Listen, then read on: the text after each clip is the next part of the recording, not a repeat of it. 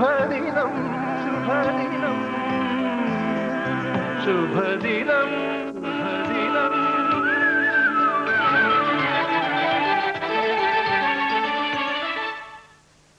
ചികിത്സാ രംഗം ഇന്ന് ഒരു വൻ ബിസിനസ്സാണ്. ചികിത്സകരെ ഉൽപ്പാദിപ്പിക്കുന്ന വ്യവസായമാണെങ്കിൽ അതിനേക്കാൾ വലിയ ഒരു ബിസിനസ്സും. ഇതിനെ രണ്ടിനെയും ഈ കച്ചവടത്തിന് പിൻബലം നൽകുന്ന രീതിയിൽ അല്ലെങ്കിൽ അതിന് വേണ്ടത്ര സപ്പോർട്ട് കൊടുക്കുന്ന രീതിയിലാണ് ചില ധാരണകൾ പരത്താൻ വേണ്ടിയിട്ട് ശാസ്ത്രജ്ഞന്മാരും മറ്റ് രംഗത്തുള്ള എല്ലാവരും പരിശ്രമിക്കുകയും ചെയ്യുന്നു. അടുത്ത കാലത്ത് നിങ്ങൾ വായിച്ചു കാണും ചായയെക്കുറിച്ച്, കാപ്പിയെക്കുറിച്ച്, മദ്യത്തെക്കുറിച്ച് ഒക്കെയുള്ള, വെളിച്ചെണ്ണയെക്കുറിച്ച് ഒക്കെ ഈ ധാരണകൾ മനുഷ്യരിൽ ഊട്ടി ഉറപ്പിച്ചാൽ മാത്രമേ ഈ ഒരു വ്യവസായത്തിന് നിലനിൽപ്പുണ്ടാവുകയുള്ളൂ. ഈ ഒരു സാഹചര്യത്തിൽ ആധ്യാത്മികതയുടെ അടിത്തറയിൽ നിന്നുകൊണ്ട് ആയുർവേദം എന്ന ഭാരതത്തിൻ്റെ പ്രാചീനമായ ചികിത്സാ സമ്പ്രദായത്തിൽ കൂടെ മനുഷ്യ സേവനം നൽകുന്ന, വളരെ ശരിക്കും പറഞ്ഞാൽ സൗജന്യമായി രോഗികളെ ചികിത്സിക്കുന്ന ഒരു മഹത് വ്യക്തിയാണ് ഇന്ന് നമുക്ക് ശുഭദിനത്തിൽ അതിഥിയായിട്ട് എത്തുന്ന സ്വാമി നിർമ്മലാനന്ദഗിരി. അദ്ദേഹത്തോട് ആയുർവേദത്തെക്കുറിച്ച്, ഇന്നത്തെ ചികിത്സാ രീതികളെക്കുറിച്ച്, ശരിക്കും പറഞ്ഞാൽ ജീവിതത്തിന്റെ ചര്യയിൽ നിന്ന് എങ്ങനെയാണ് ഈ ഒരു രോഗമില്ലാത്ത അവസ്ഥ, ആരോഗ്യം എന്ന് പറയുന്ന രോഗമില്ലാത്ത അവസ്ഥയാണ്, ഇതെങ്ങനെയാണ് ഉണ്ടായി വരുന്നതിനെ കുറിച്ചെല്ലാം അദ്ദേഹത്തോട് നമുക്ക് ചോദിക്കാം. അദ്ദേഹത്തിന് വളരെ വ്യക്തമായ, വളരെ എന്താ പറയുക, ശരിക്കും കൺവിൻസിംഗ് ആയിട്ടുള്ള ഉത്തരങ്ങൾ തരാൻ കഴിയുമെന്നതിന് യാതൊരു സംശയവുമില്ല. അദ്ദേഹത്തെ നമുക്ക് ശുഭദിനത്തിലേക്ക് സ്വാഗതം ചെയ്യാം. നമസ്തേ സ്വാമിജി. നമ്മൾ പണ്ട് കാലത്ത് കണ്ടിരുന്ന ഒരു പ്രത്യേകതയുണ്ട്. ഈ ആതുര ശുശ്രൂഷ അല്ലെങ്കിൽ ആതുരാലയങ്ങൾ അല്ലെങ്കിൽ രോഗവുമായി ബന്ധപ്പെട്ട ചികിത്സയ്ക്കുള്ള സങ്കേതങ്ങൾ, ഇതൊക്കെ വളരെ പരിമിതമായിരുന്നു എന്നുള്ളത് മാത്രമല്ല, ഇന്നൊരു ആശുപത്രിയിൽ അല്ലെങ്കിൽ അങ്ങനെ ചികിത്സയ്ക്കുള്ള ഒരു സ്ഥലത്ത് ചെല്ലുമ്പോൾ കാണുന്ന തിരക്കും അതുപോലെയുള്ള ഒരു എന്താ പറയേണ്ടത് വളരെ വേദനിപ്പിക്കുന്ന ഒരു അന്തരീക്ഷവും ഇങ്ങനെയുള്ള ഒരു സ്ഥലത്ത് ഉണ്ടായിരുന്നിരിക്കാനും സാധ്യതയില്ല. എനിക്ക് പരിചയമില്ലാത്ത ഒരു കാലത്തെക്കുറിച്ചാണ്. പക്ഷെ ഇന്ന് അങ്ങനെയല്ല. ഓരോ ജംഗ്ഷനിലും ഹോസ്പിറ്റലുകളും ചികിത്സയ്ക്കുള്ള സൗകര്യങ്ങളും ഒക്കെ ഉണ്ടെങ്കിലും രോഗികളുടെ എണ്ണം വളരെ അങ്ങ് പെരുകിക്കൊണ്ടിരിക്കുക. എന്തായിരിക്കും ഇതിനുള്ള കാരണം? കാരണം നിങ്ങളുടെ വിദ്യാഭ്യാസത്തിൽ രോഗത്തെക്കുറിച്ചാണ് കൂടുതൽ പഠിപ്പിക്കുന്നത്. കാരണം രോഗത്തെ സംബന്ധിച്ചിടത്തോളം പഠിക്കുന്നതിന് മുമ്പ് ആരോഗ്യം എന്നുള്ളതിനെ കുറിച്ചാണ് പൗരാണികർ പഠിച്ചിരുന്നത്. ആയുർവേദം എന്ന് പറയുന്നത് ഋഗ്വേദത്തിന്റെ ഉപവേദമാണ്. ആ ഉപവേദം എടുത്തു കഴിഞ്ഞാൽ അതിന് അനേക ഘടകങ്ങളുണ്ട്. അതിലെ ആദ്യത്തെ ഭാഗം സ്വസ്ഥ ചികിത്സ എന്ന് വിളിക്കുന്ന സ്വസ്ഥവൃത്തമാണ്. ചികിത്സ എന്നുള്ളത് പിന്നീടിട്ട പേരാണ്. സ്വസ്ഥവൃത്തമാണ്. സ്വസ്ഥവൃത്തത്തിന് ഒരാൾക്ക് ആയുസ് എങ്ങനെ ദീർഘിപ്പിക്കുന്നതിന് പറ്റുന്ന വിധത്തിൽ ഭക്ഷണം, ആഹാരം, നിദ്ര, വേഗങ്ങൾ ഇവയൊക്കെ കൊണ്ടുപോകാം. വേഗങ്ങളെന്ന് പറഞ്ഞാൽ മൂത്രമൊഴിക്കുക, കക്കൂസി പോവുക, ഇങ്ങനെയുള്ള വേഗങ്ങളുണ്ട്. മനുഷ്യനിൽ നിന്ന് പുറത്തേക്ക് പോകേണ്ട വസ്തുക്കളുണ്ട്. അവയൊക്കെ എങ്ങനെ നേരാംവണ്ണം കൊണ്ടുപോകാം, ബോധ മനസ്സിന്റെ പരിക്ലിപ്തിയിൽ കൊണ്ടുവന്ന് എങ്ങനെ നേരാംവണ്ണം കൊണ്ടുപോകാം. പിന്നെ സ്വസ്ഥവൃത്തം എന്നാണ് പറയുന്നത്. എന്തുതരം ആഹാരങ്ങൾ കഴിക്കാം, എന്ത് കഴിക്കരുത്, ഏത് ആഹാരങ്ങൾ തമ്മിൽ യോജിപ്പിച്ചാൽ അത് ശരീരത്തിൽ വിഷകലകൾ ഉണ്ടാക്കും, ഏത് ആഹാരങ്ങൾ, ഇപ്പോൾ ഉദാഹരണത്തിന് മത്സ്യവും തൈരും അത് ഒരുമിച്ച് കഴിക്കുന്നതിൽ ഒരുപാട് വിഷകലകൾ ശരീരത്തിലുണ്ടാവും. അപ്പൊ ഇങ്ങനെ ഒരുപാടെണ്ണം ഉണ്ട്. ഉദാഹരണത്തിന് ഞാൻ ഒരെണ്ണം പറഞ്ഞെന്നുള്ളതേ ഉള്ളൂ. ഏത്തക്കയും പാലും അത് വിരുദ്ധാഹാരമാണ്. പക്ഷെ അത് കുട്ടിക്കാലത്ത് കുറേശ്ശെ കൊടുത്ത് ആ വിഷത്തിന് ശക്തി ഉണ്ടാക്കിയാൽ അവന് പിന്നെ ഇഷ്ടം പോലെ കഴിക്കാം.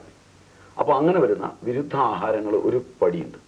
അവ നമ്മുടെ ജനിതകവുമായി ബന്ധപ്പെടുമ്പോൾ ഏതേതെല്ലാം തരം രോഗങ്ങളിലേക്ക് പോകാം, ഇതിനെക്കുറിച്ചുള്ളൊരു പഠനം ഉൾക്കൊള്ളുന്നതും, അതുപോലെ തന്നെ വാചീകരണം. ഇപ്പം ഒരാൾ ജീവിക്കുമ്പോൾ അയാൾക്ക് ആരോഗ്യം വേണം, നല്ല തരത്തിൽ അയാൾക്ക് കുടുംബജീവിതം വേണം, അതിൽ ദമ്പതിക്രിയ വേണം, ഇങ്ങനെയുള്ള കാര്യങ്ങളിലൊക്കെ അയാളുടെ ശരീരത്തിന് പൂർണ്ണമായ ആരോഗ്യം കിട്ടാനും കുടുംബ സൗഭാഗ്യങ്ങൾ ഉണ്ടാകുന്നതിനും വേണ്ടി ഏതെല്ലാം തരത്തിൽ ജീവിച്ചാലാണ് പറ്റുന്നത്. ഇത് ഉൾക്കൊള്ളുന്ന വാചീകരണം, രസായനം,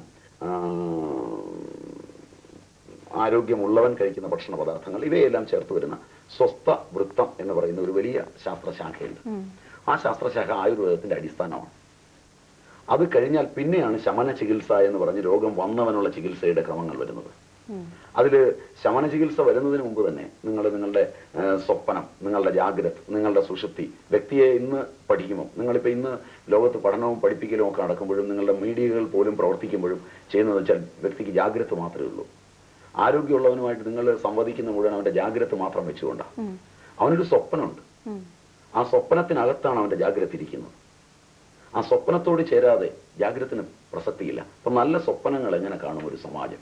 നല്ല സ്വപ്നം എങ്ങനെ കുട്ടികൾ കാണും?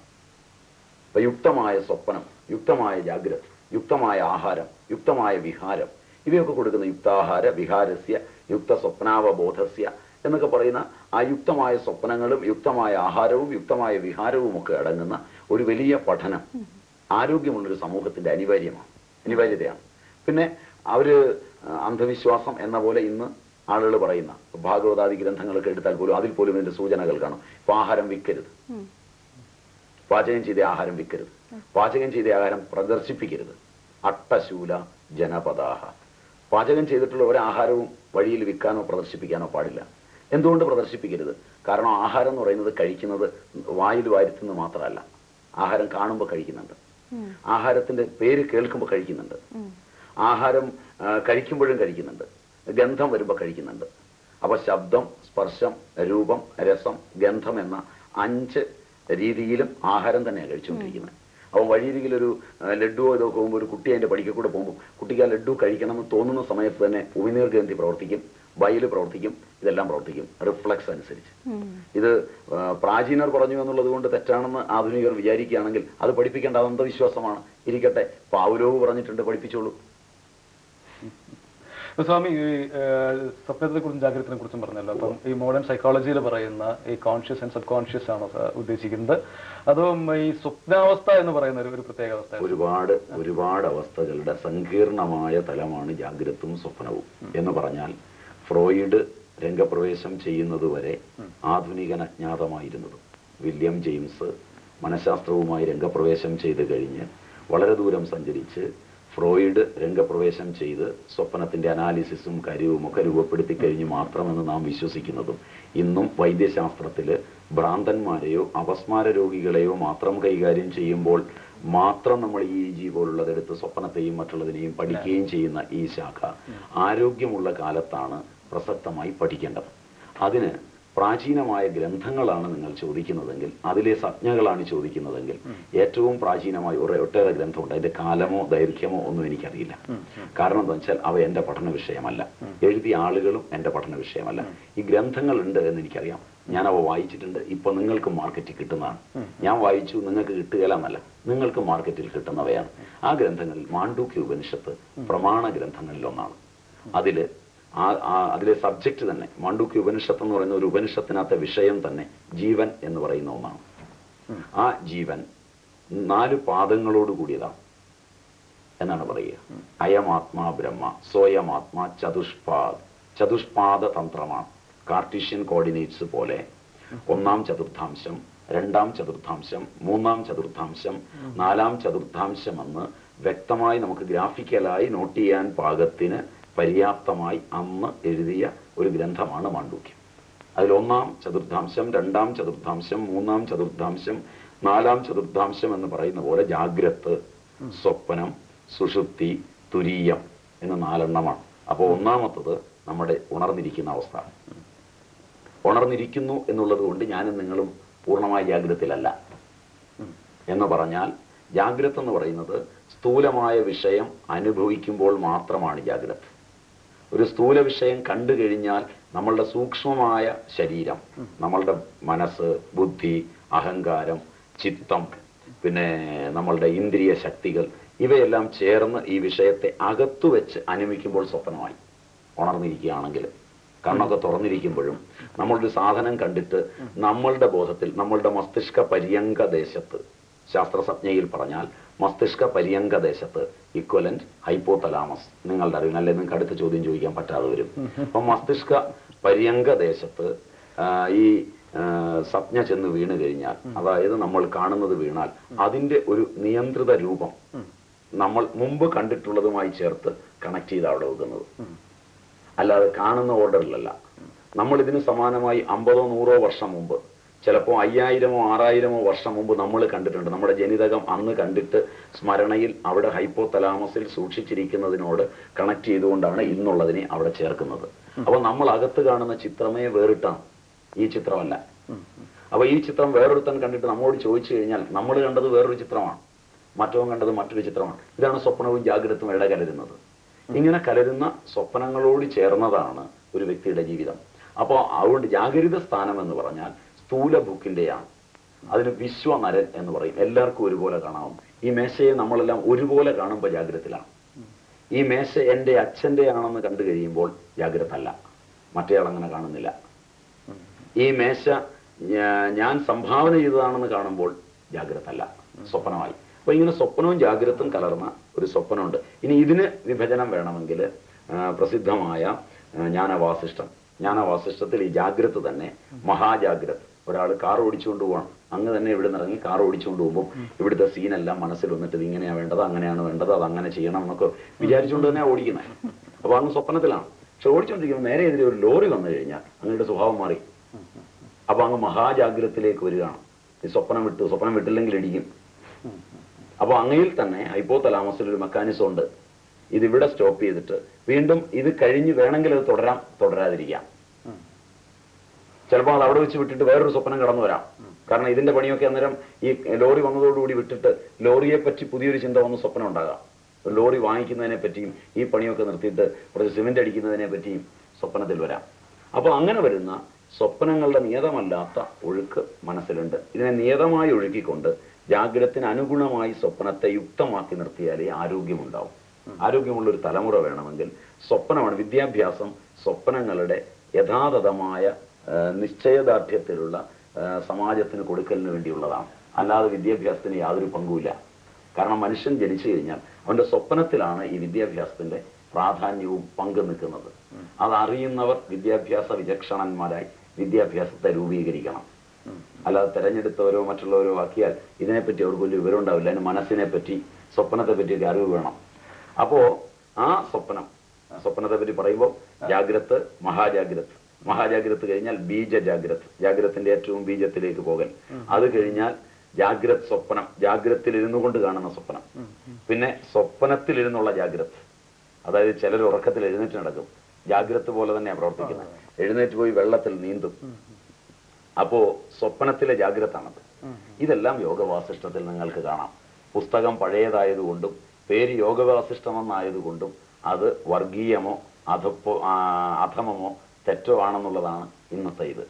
മറിച്ച് ഞാൻ ഒന്ന് പറഞ്ഞോട്ടെ, മറിച്ച് അതേ സാധനം അവിടുന്ന് തെറ്റാണെങ്കിൽ അതൊന്ന് പകർത്തി എഴുതി അതിന്റെ രൂപം ഒന്ന് മാറ്റി ജനങ്ങളെ പഠിപ്പിച്ചാലും മതി, നന്മയുണ്ടാവും. അത് തന്നെ പഠിപ്പിക്കണമെന്നില്ല. പക്ഷെ അതിൽ എഴുതിയിരിക്കുന്ന ആശയങ്ങൾക്ക് പ്രസക്തി ഉണ്ടെങ്കിൽ പഠിക്കേണ്ടതാണ്. അപ്പൊ ഇത്രയും ജാഗ്രത് വിഷയത്തിലും പിന്നെ സ്വപ്നത്തിന്റെ വിഷയത്തിൽ മാണ്ഡൂക്യം തന്നെ പറയും. സ്വപ്നസ്ഥാനോ അന്തഃപ്രജ്ഞ സപ്താംഗ ഏകോനവിംശതി മുഖ പ്രവിവിക്തഭുക് വൈശ്വാനര പ്രഥമപാദ. അവിടെ വൈശ്വാനരല്ല, പ്രവിവിക്തഭുക് തൈജസ്സോ ദ്വിതീയപാദ. തൈജസ്സനാണ് അവിടെ ദ്വിതീയപാദം, തേജസ്സിൽ നിന്നാണ്. അതായത് അവിടെ സ്വപ്നത്തിൽ ഒറ്റയ്ക്കാണ്. അവിടെ പറയുന്ന പദം തന്നെ പ്രവിവിക്തഭുക്, ഒറ്റയ്ക്ക് അനുഭവിക്കുന്നവൻ. ഭാര്യയും ഭർത്താവും തോളിൽ കൈയിട്ടിരിക്കുന്ന ഭർത്താവ് നിൽക്ക, ഭാര്യ തന്റെ സ്വപ്ന ലോകത്ത് മറ്റൊരാളിനോട് സംവദിക്കാം. അവിടെ ഇയാൾക്ക് പ്രവേശനമില്ല.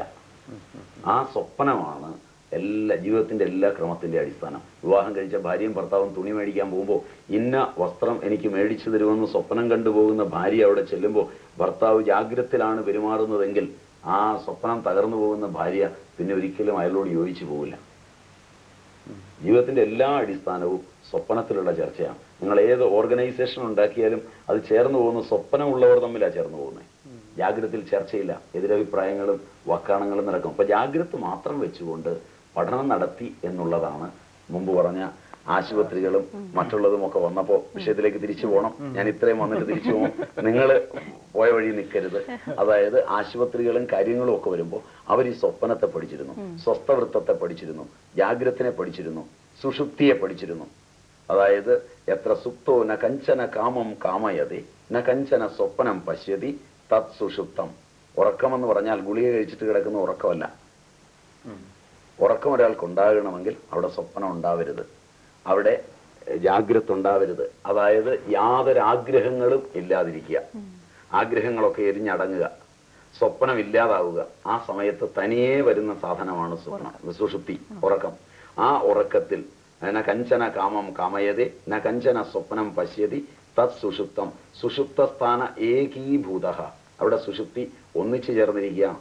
പ്രജ്ഞാന ഘന ഏവ, അവന്റെ ബോധം മാത്രമേ അപ്പോഴുള്ളൂ. ഘന ഏവ ആനന്ദമയ. കാരണം ഉറക്കം കഴിഞ്ഞു വന്നാൽ അവൻ പറയും നല്ല സുഖമായിരുന്നു, ഈ ലോകത്തിൽ കിടന്ന് ഓടുന്നതിനേക്കാളൊക്കെ സുഖം ഉറക്കത്തിൽ കിട്ടി, ഇനി ശാന്തമായി എന്ന് പറയും. ആ ഉറക്കത്തെ പറ്റിയും അവർ പഠനം നടത്തിയിട്ടുണ്ട്. ആ ഉറക്കം കിട്ടിയില്ലെങ്കിൽ ഉറങ്ങാതിരിക്കുന്നവൻ ലോകത്തോട് വ്യവഹരിച്ചാൽ ഈ ലോകത്തിന്റെ താളക്രമങ്ങൾ മുഴുവൻ തെറ്റും. എന്നിട്ട് നല്ലപോലെ ഉറങ്ങാൻ വിദ്യ കൊടുക്കണം. ഇതും അവർ പറഞ്ഞു. ആരോഗ്യത്തിന്റെ അടിസ്ഥാനമായി നല്ലപോലെ ഉറങ്ങണം. കാരണം എന്താ വെച്ചാൽ മനുഷ്യൻ മാത്രമല്ല എല്ലാ ജീവികളും ആരോഗ്യത്തോടെ ജീവിക്കുന്നുണ്ട്. അവർക്ക് വൈദ്യന്മാരും ആശുപത്രികളൊന്നുമില്ല. കാരണം നിങ്ങളുടെ വീട്ടുമുറ്റത്തെ മാവ് പൂക്കുമ്പോൾ മലമുകളിൽ നിന്ന് വണ്ടറിയുന്നുണ്ട് മാവ് പൂത്തു. അത് നിങ്ങൾ ഇതിൽ കൂടെ പറഞ്ഞറിയിച്ചിട്ടല്ലല്ലോ അറിയുന്നത്. അവയെ വിളിച്ചുകൊണ്ട് അതിന് കൂടുതൽ സംവേദനക്ഷമത അതേ സംവേദനക്ഷമത ലോകത്തുള്ള എല്ലാ ജീവിക്കും ഉണ്ട്. പിന്നെ നഷ്ടപ്പെട്ടത് നമ്മൾ അതുപോലെ ജീവിക്കാത്തതുകൊണ്ട്. ആ വണ്ട് മലമുകളിൽ നിന്നെത്തി എത്തുക മാത്രമല്ല ഇത്, ആ വണ്ടിനെ നിങ്ങൾ പഠിക്കുക. ആ വണ്ട് മലമുകളിൽ നിന്നെത്തി ആ പൂവിന്റെ ജനിയില് അതിന്റെ കേസരത്തില് ഒക്കെ വന്നതിരിക്കുമ്പോൾ ആ പൂമ്പൊടി മെല്ലെ അതിൽ തന്നെ ആ പോളൻ അതിൽ തന്നെ വീണ് ഫർട്ടിലൈസേഷൻ കഴിയുമ്പോൾ ഫൈലോപ്പിയൻ ട്യൂബിലൂടെ ചെന്ന് അതിന്റെ അണ്ഡകോശത്തിൽ ഫർട്ടിലൈസേഷൻ കഴിയുന്ന നിമിഷത്തിൽ വണ്ട് നേരത്തെ അത് ഇണചേർന്ന അതിന്റെ എഗ്ഗ് ആ ഇതിനകത്ത് തന്നെ നിക്ഷേപിക്കുന്നു. മാവിന്റെ ആ അണ്ഡകോശത്തിൽ തന്നെ അതിന്റെ മുട്ടയിൽ നിക്ഷേപിച്ചിട്ട് അത് പോകുന്നത്. ആ മുട്ട നിക്ഷേപിച്ചിട്ട് പോയിട്ട് അത് മാങ്ങയായി, ഉണ്ണിമാങ്ങയായി. അത് വളർന്നു, അത് അണ്ടിയുറച്ചു, അത് വലുതായി, മാങ്ങ പഴുത്തു. കാട്ടിലെ മാങ്ങയാണെങ്കിൽ ആന തിന്നും. തിന്നു കഴിഞ്ഞിട്ട് അതിന്റെ പിണ്ടി പുറത്തു വരും. ആ പിണ്ടി പുറത്തു വന്നിട്ട് ആദ്യത്തെ മഴ വരുമ്പോൾ ആ പിണ്ടിയിൽ കിടക്കുന്ന ദഹിക്കാത്ത മാങ്ങയണ്ടി ആദ്യത്തെ അതിന്റെ വേര് പുറത്തേക്ക് വരുമ്പോൾ അതിന്റെ ഇടയിൽ ഒരു ദ്വാരം ഉണ്ടാവും. ആ ദ്വാരത്തിലൂടെ വണ്ടിന്റെ കുഞ്ഞ് ചിത്രശലഭമായി പറന്നു പോകും. ആ മെറ്റമോർഫോസിസ് മുഴുവൻ ഈ മാങ്ങയിലാണ് നടക്കുന്നത്. നിങ്ങൾ വീട്ടിൽ പറിച്ചാലും ഈ മാങ്ങ പൂളി വലിച്ചെറിയുമ്പോൾ ഇതിനകത്തൂടെ അത് പറന്നു പോകും.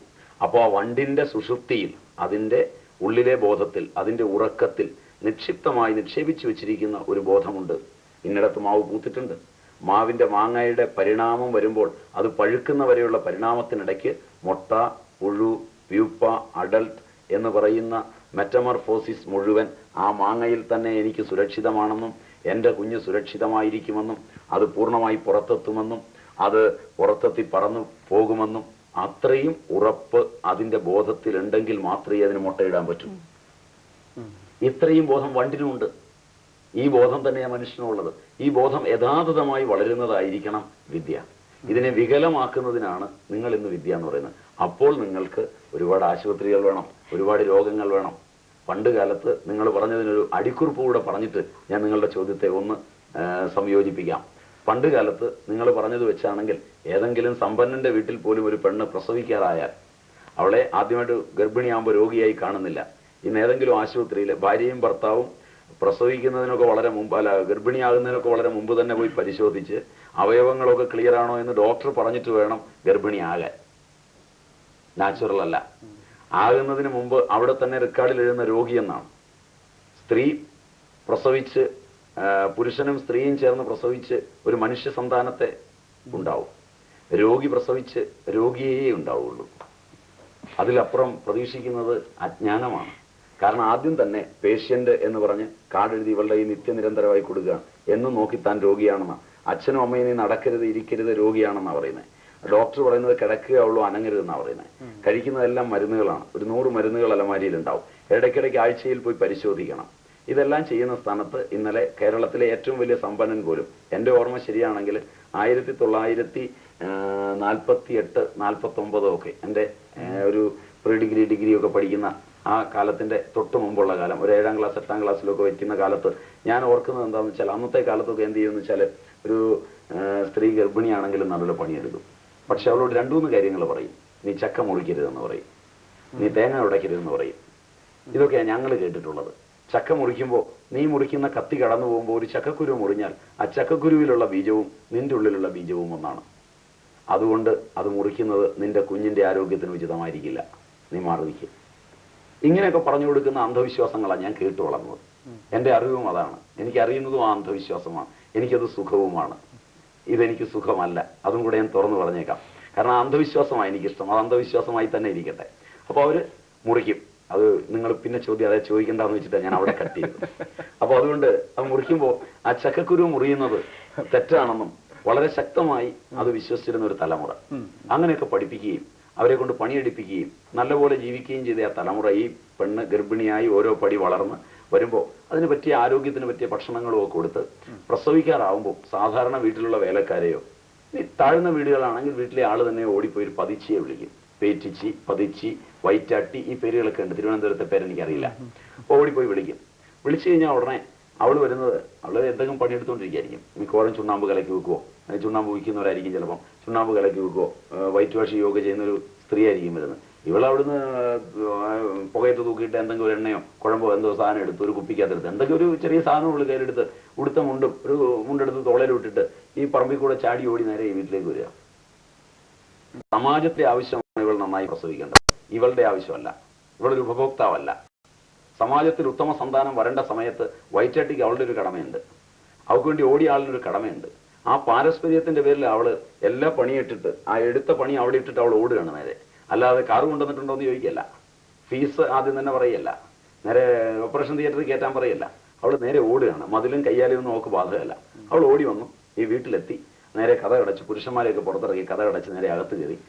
10 മിനിറ്റ് അല്ലെ 15 മിനിറ്റ്. അപ്പം കുട്ടിയെ പുറത്തെടുക്കുന്ന സമയത്ത് ചിലപ്പം അന്നത്തെ കാലത്തും ഉണ്ട് കാല് പുറത്തേക്ക് ആദ്യം വരുന്നത്, തല വരാത്തത്. അപ്പോൾ പൊക്കിളിക്കോടി വിട്ടുപോയി കഴിഞ്ഞാൽ ഉടനെ കുട്ടിക്ക് ഓക്സിജൻ കിട്ടില്ല. പക്ഷെ അവൾ പെട്ടെന്ന് വലിച്ചെടുത്ത് കഴിഞ്ഞാൽ അവൾ ആദ്യം ചെയ്യുന്ന ആ മൂക്കിലും വായിലുള്ള ആ ദ്രാവകങ്ങളെല്ലാം അവളുടെ വാവുകൊണ്ട് വലിച്ചു ദൂരക്കളയാണ്. നമുക്ക് അതിൽ അറപ്പും വെറുപ്പൊന്നുമില്ല. കാരണം ജീവനാണ് അവിടെ ഏറ്റവും വലുത്. അപ്പൊ അങ്ങനെ ചെയ്തു കഴിഞ്ഞാൽ കുട്ടിയെ സുരക്ഷിതമായിരിക്കുന്ന സുഖപ്രസവമാണ് അന്നൊക്കെ കേട്ടിട്ടുള്ളത്. അങ്ങനെ എൻ്റെ അമ്മയൊക്കെ എന്നെയൊക്കെ പ്രസവിച്ചത്. അല്ലാതെ കാരണം എന്താ വെച്ചാൽ ഇന്നത്തെ ഒരു പ്രക്രിയയുമായിട്ടൊന്നും ബന്ധമില്ല. അപ്പൊ അവർക്ക് സമാജത്തോടൊരു പ്രതിബദ്ധതയുണ്ട്, അവർക്കും സമാജത്തോടൊരു പ്രതിബദ്ധതയുണ്ട്. പോകുമ്പോൾ ഒരു 5 രൂപ ചിലപ്പോൾ കൊടുക്കും, ചിലപ്പോൾ ഒന്നും കൊടുത്തില്ലെന്ന് വരും, കൊടുത്താൽ ചിലപ്പോൾ ഒന്നും മേടിച്ചില്ലെന്ന് വരും. അതിന്റെ പേരിലൊന്നും ആരും ദുഃഖിച്ചിട്ടൊന്നുമില്ല. അറിവിന്റെ ഈ ഉന്നത ലോകങ്ങളൊക്കെ കൈകാര്യം ചെയ്തത് ഇങ്ങനെയാണ്. ഇന്ന് അങ്ങനെയല്ല കൈകാര്യം ചെയ്തത്. ഇന്ന് പരമാവധി ഇത് സിസേറിയൻ ആക്കണമെന്ന് മാനേജ്മെന്റ് ആവശ്യപ്പെട്ടിട്ട് സിസേറിയൻ ആക്കുന്ന ഒരു വിദ്യാഭ്യാസമാണ്. മാത്രമല്ല അത് കഴിഞ്ഞുള്ള തലമുറയിൽ ഒരു 50, 55, 60 സാധാരണ ഗവൺമെന്റ് ആശുപത്രിയിലേ പോകുള്ളായിരുന്നു. എന്റെ ആ കാലങ്ങളിലൊക്കെ ഗവൺമെന്റ് ആശുപത്രിയിലേ പോകുള്ളൂ. പ്രൈവറ്റ് ആശുപത്രി എന്ന് പറഞ്ഞാൽ നിഷിദ്ധമാണ്. പ്രൈവറ്റ് സ്കൂളിൽ പഠിച്ചാൽ അവൻ പഠിക്കാൻ കൊള്ളില്ലാത്തവനാണ്. ഗവൺമെന്റ് സ്കൂളിലെ വിദ്യാർത്ഥികൾ പഠിക്കുള്ളൂ. ഇപ്പോൾ പറ്റുമെങ്കിൽ ഒരു ട്രാൻസ്പോർട്ട് ബസ്സിലേ കയറുള്ളൂ, പ്രൈവറ്റ് വണ്ടിയെ കയറില്ല. ഇതൊക്കെ എനിക്ക് നല്ല ഓർമ്മയുള്ള കാലമാണ്. പക്ഷേ ഇന്നങ്ങനെയല്ല, ഇന്നെല്ലാം പ്രൈവറ്റിലേ കയറുള്ളൂ, ഗവൺമെന്റ് കൊള്ളില്ലാതായി. അപ്പൊ ഇത്രയും കാലം ഭരിച്ചവർ ജനങ്ങളിൽ ഉണ്ടാക്കിയ അവബോധമാണ് ഇതിന് കാരണം, വിദ്യാഭ്യാസമാണ് അതിന് കാരണം. അല്ലാതെ നിങ്ങൾ ഉദ്ദേശിച്ച പോലെ ജനങ്ങളുടെ തെറ്റല്ല. ജനങ്ങൾ നല്ലതാ കിട്ടുന്നത് നിങ്ങൾ മീഡിയയും മറ്റുള്ളതും എല്ലാം പബ്ലിഷ് ചെയ്ത് ജനങ്ങളെ അറിയിച്ചു ഇതാണ് നല്ലത്. അപ്പൊ ഇന്ന് അവർക്ക് അതാണ് നല്ലത്. കുപ്പിയിലെ വെള്ളം കുടിച്ചാൽ ആരോഗ്യമാണെന്ന് നിങ്ങൾ പഠിപ്പിച്ചു. ഞാനൊക്കെ കുട്ടിക്കാലത്തൊക്കെ പൈപ്പിലെ വെള്ളം ധാരാളം കുടിച്ചിട്ടുണ്ട് പഠിക്കാൻ പോകുമ്പോൾ. ട്രെയിനിലെ വടക്കേന്ത്യയിലേക്കൊക്കെ യാത്ര ചെയ്യുമ്പോൾ സന്യാസി ആയി കഴിഞ്ഞാണെങ്കിലും യാത്ര ചെയ്യുന്ന സമയത്ത് ട്രെയിനിലെ പൈപ്പിലെ വെള്ളം കുടിച്ചിട്ടുണ്ട്. എനിക്കൊരു രോഗം വന്നിട്ടില്ല. കാരണം ഹൈജീൻ ഇരിക്കുന്നത് ഈ കുടിക്കുന്ന വെള്ളത്തിലാണെന്നൊന്നും ഞാൻ ഇന്നും വിശ്വസിക്കുന്നില്ല. ഇന്നും കുടിക്കാറുണ്ട്. കാരണം പെട്ടിക്കടയിൽ നിന്നൊക്കെ ഭക്ഷണം വാങ്ങിച്ച് കഴിക്കാറുണ്ട്. വലിയ ബുദ്ധിമുട്ടൊന്നും തോന്നാറില്ല. കാരണം ഹൈജീൻ എന്ന് പറയുന്ന ഒരു സങ്കല്പം തന്നെ നിങ്ങൾ തെറ്റായി കൊടുത്തത് കച്ചവടത്തിന്റെ ഭാഗമായിട്ടാണ്. ആ ഭാഗമായിട്ടാണ് ഇത്രയും ആശുപത്രികൾ. അപ്പോൾ നിങ്ങൾ ചോദിച്ച ചോദ്യത്തിന് ഇത്രയും കാര്യം പറഞ്ഞാൽ പോരാ, എങ്കിലും നമുക്ക് പരിമിതി ഉള്ളതുകൊണ്ട്, സമയത്തിന്റെ പരിമിതി ഉള്ളതുകൊണ്ട് ഇത്രയുമെങ്കിലും നിങ്ങൾ. പക്ഷേ ഈ കാര്യത്തിന് ഇപ്പൊ പറഞ്ഞ കാര്യത്തിൽ നമുക്ക് കുറച്ചുകൂടെ മുന്നോട്ട് പോകേണ്ടതുണ്ടെന്ന് തോന്നുന്നു. സ്വാമിജി പറഞ്ഞ ജാഗ്രതയെ കുറിച്ച് പറഞ്ഞ, സുഷുപ്തിയെ കുറിച്ച് പറഞ്ഞു, തുര്യത്തെ കുറിച്ച് പറഞ്ഞില്ല, അതൊന്ന്. പിന്നെ ഒരു കാര്യം എനിക്ക് ചോദിക്കാൻ, ഇടയ്ക്ക് നിങ്ങളുടെ ചോദ്യത്തിലേക്ക് ഒരു കാര്യം കൂടെ ഞാനൊന്ന് പറഞ്ഞോട്ടെ. ഞാൻ പറഞ്ഞു വെച്ചതില് പ്രധാനപ്പെട്ട കാര്യം ശമന ചികിത്സ എന്ന് പറഞ്ഞൊരു പോയിന്റിൽ അതിലേക്ക് വരാം അതിലേക്ക് വരാം. അപ്പൊ അതിനു മുമ്പ് ഈ സ്വസ്ഥവൃത്തം എന്ന് പറഞ്ഞ സ്വസ്ഥതയും ഈ മനസ്സുമായിട്ട് ഒരുപാട് ബന്ധപ്പെട്ട് കിടക്കുന്നുണ്ട്. അതിനെക്കുറിച്ച് നമുക്കുള്ള അവബോധം അല്ലെങ്കിൽ ബോധം അല്ലെങ്കിൽ നമുക്ക് കിട്ടിയിരിക്കുന്ന വിദ്യാഭ്യാസം, ഇതെല്ലാം ഇപ്പോ സ്വാമിജി പറഞ്ഞതിന്റെ വേറൊരു ഒരു തരത്തിലാണ് കിടക്കുന്നത്. അപ്പൊ അതുകൊണ്ട് ഇപ്പൊ ഈ തുര്യത്തെ കുറിച്ച് ഒന്ന് പറഞ്ഞിട്ട്, പിന്നെ ചിത്തം, ബുദ്ധി, അഹങ്കാരം. എന്താണ് ഈ അഹങ്കാരം എന്ന് പറയുന്നതിന് ശരിയായിട്ടുള്ളൊരു ഇന്റർപ്രിട്ടേഷൻ എന്താണ്? നമുക്ക് ആ വാക്കിന്റെ അർത്ഥം നമ്മൾ പലതരത്തിലാണ് ഗ്രഹിച്ചു വെച്ചിട്ടുള്ളത്. അപ്പൊ ചിത്തം, ബുദ്ധി എന്ന് പറയുന്നത് ഏതാണ്ട് ഒരേ അർത്ഥത്തിലാണ് മലയാള ഭാഷയിൽ നമ്മൾ അതെ വ്യവഹരിച്ചു. അപ്പൊ ഇതൊന്ന് വ്യക്തമാക്കി തുര്യത്തെ കുറിച്ച് ആദ്യം പറഞ്ഞിട്ട്. മനസ്സ് എന്ന് പറയുന്നത് സങ്കല്പവും വികല്പവും ഉള്ള ഭാവത്തിന് മനസ്സെന്ന് പറയും. നമ്മളിൽ എന്തെല്ലാം സങ്കല്പമായും വികല്പമായും അലയടിക്കുന്നുവോ അതെല്ലാം മനസ്സിന്റെ വൃത്തികളാണ്.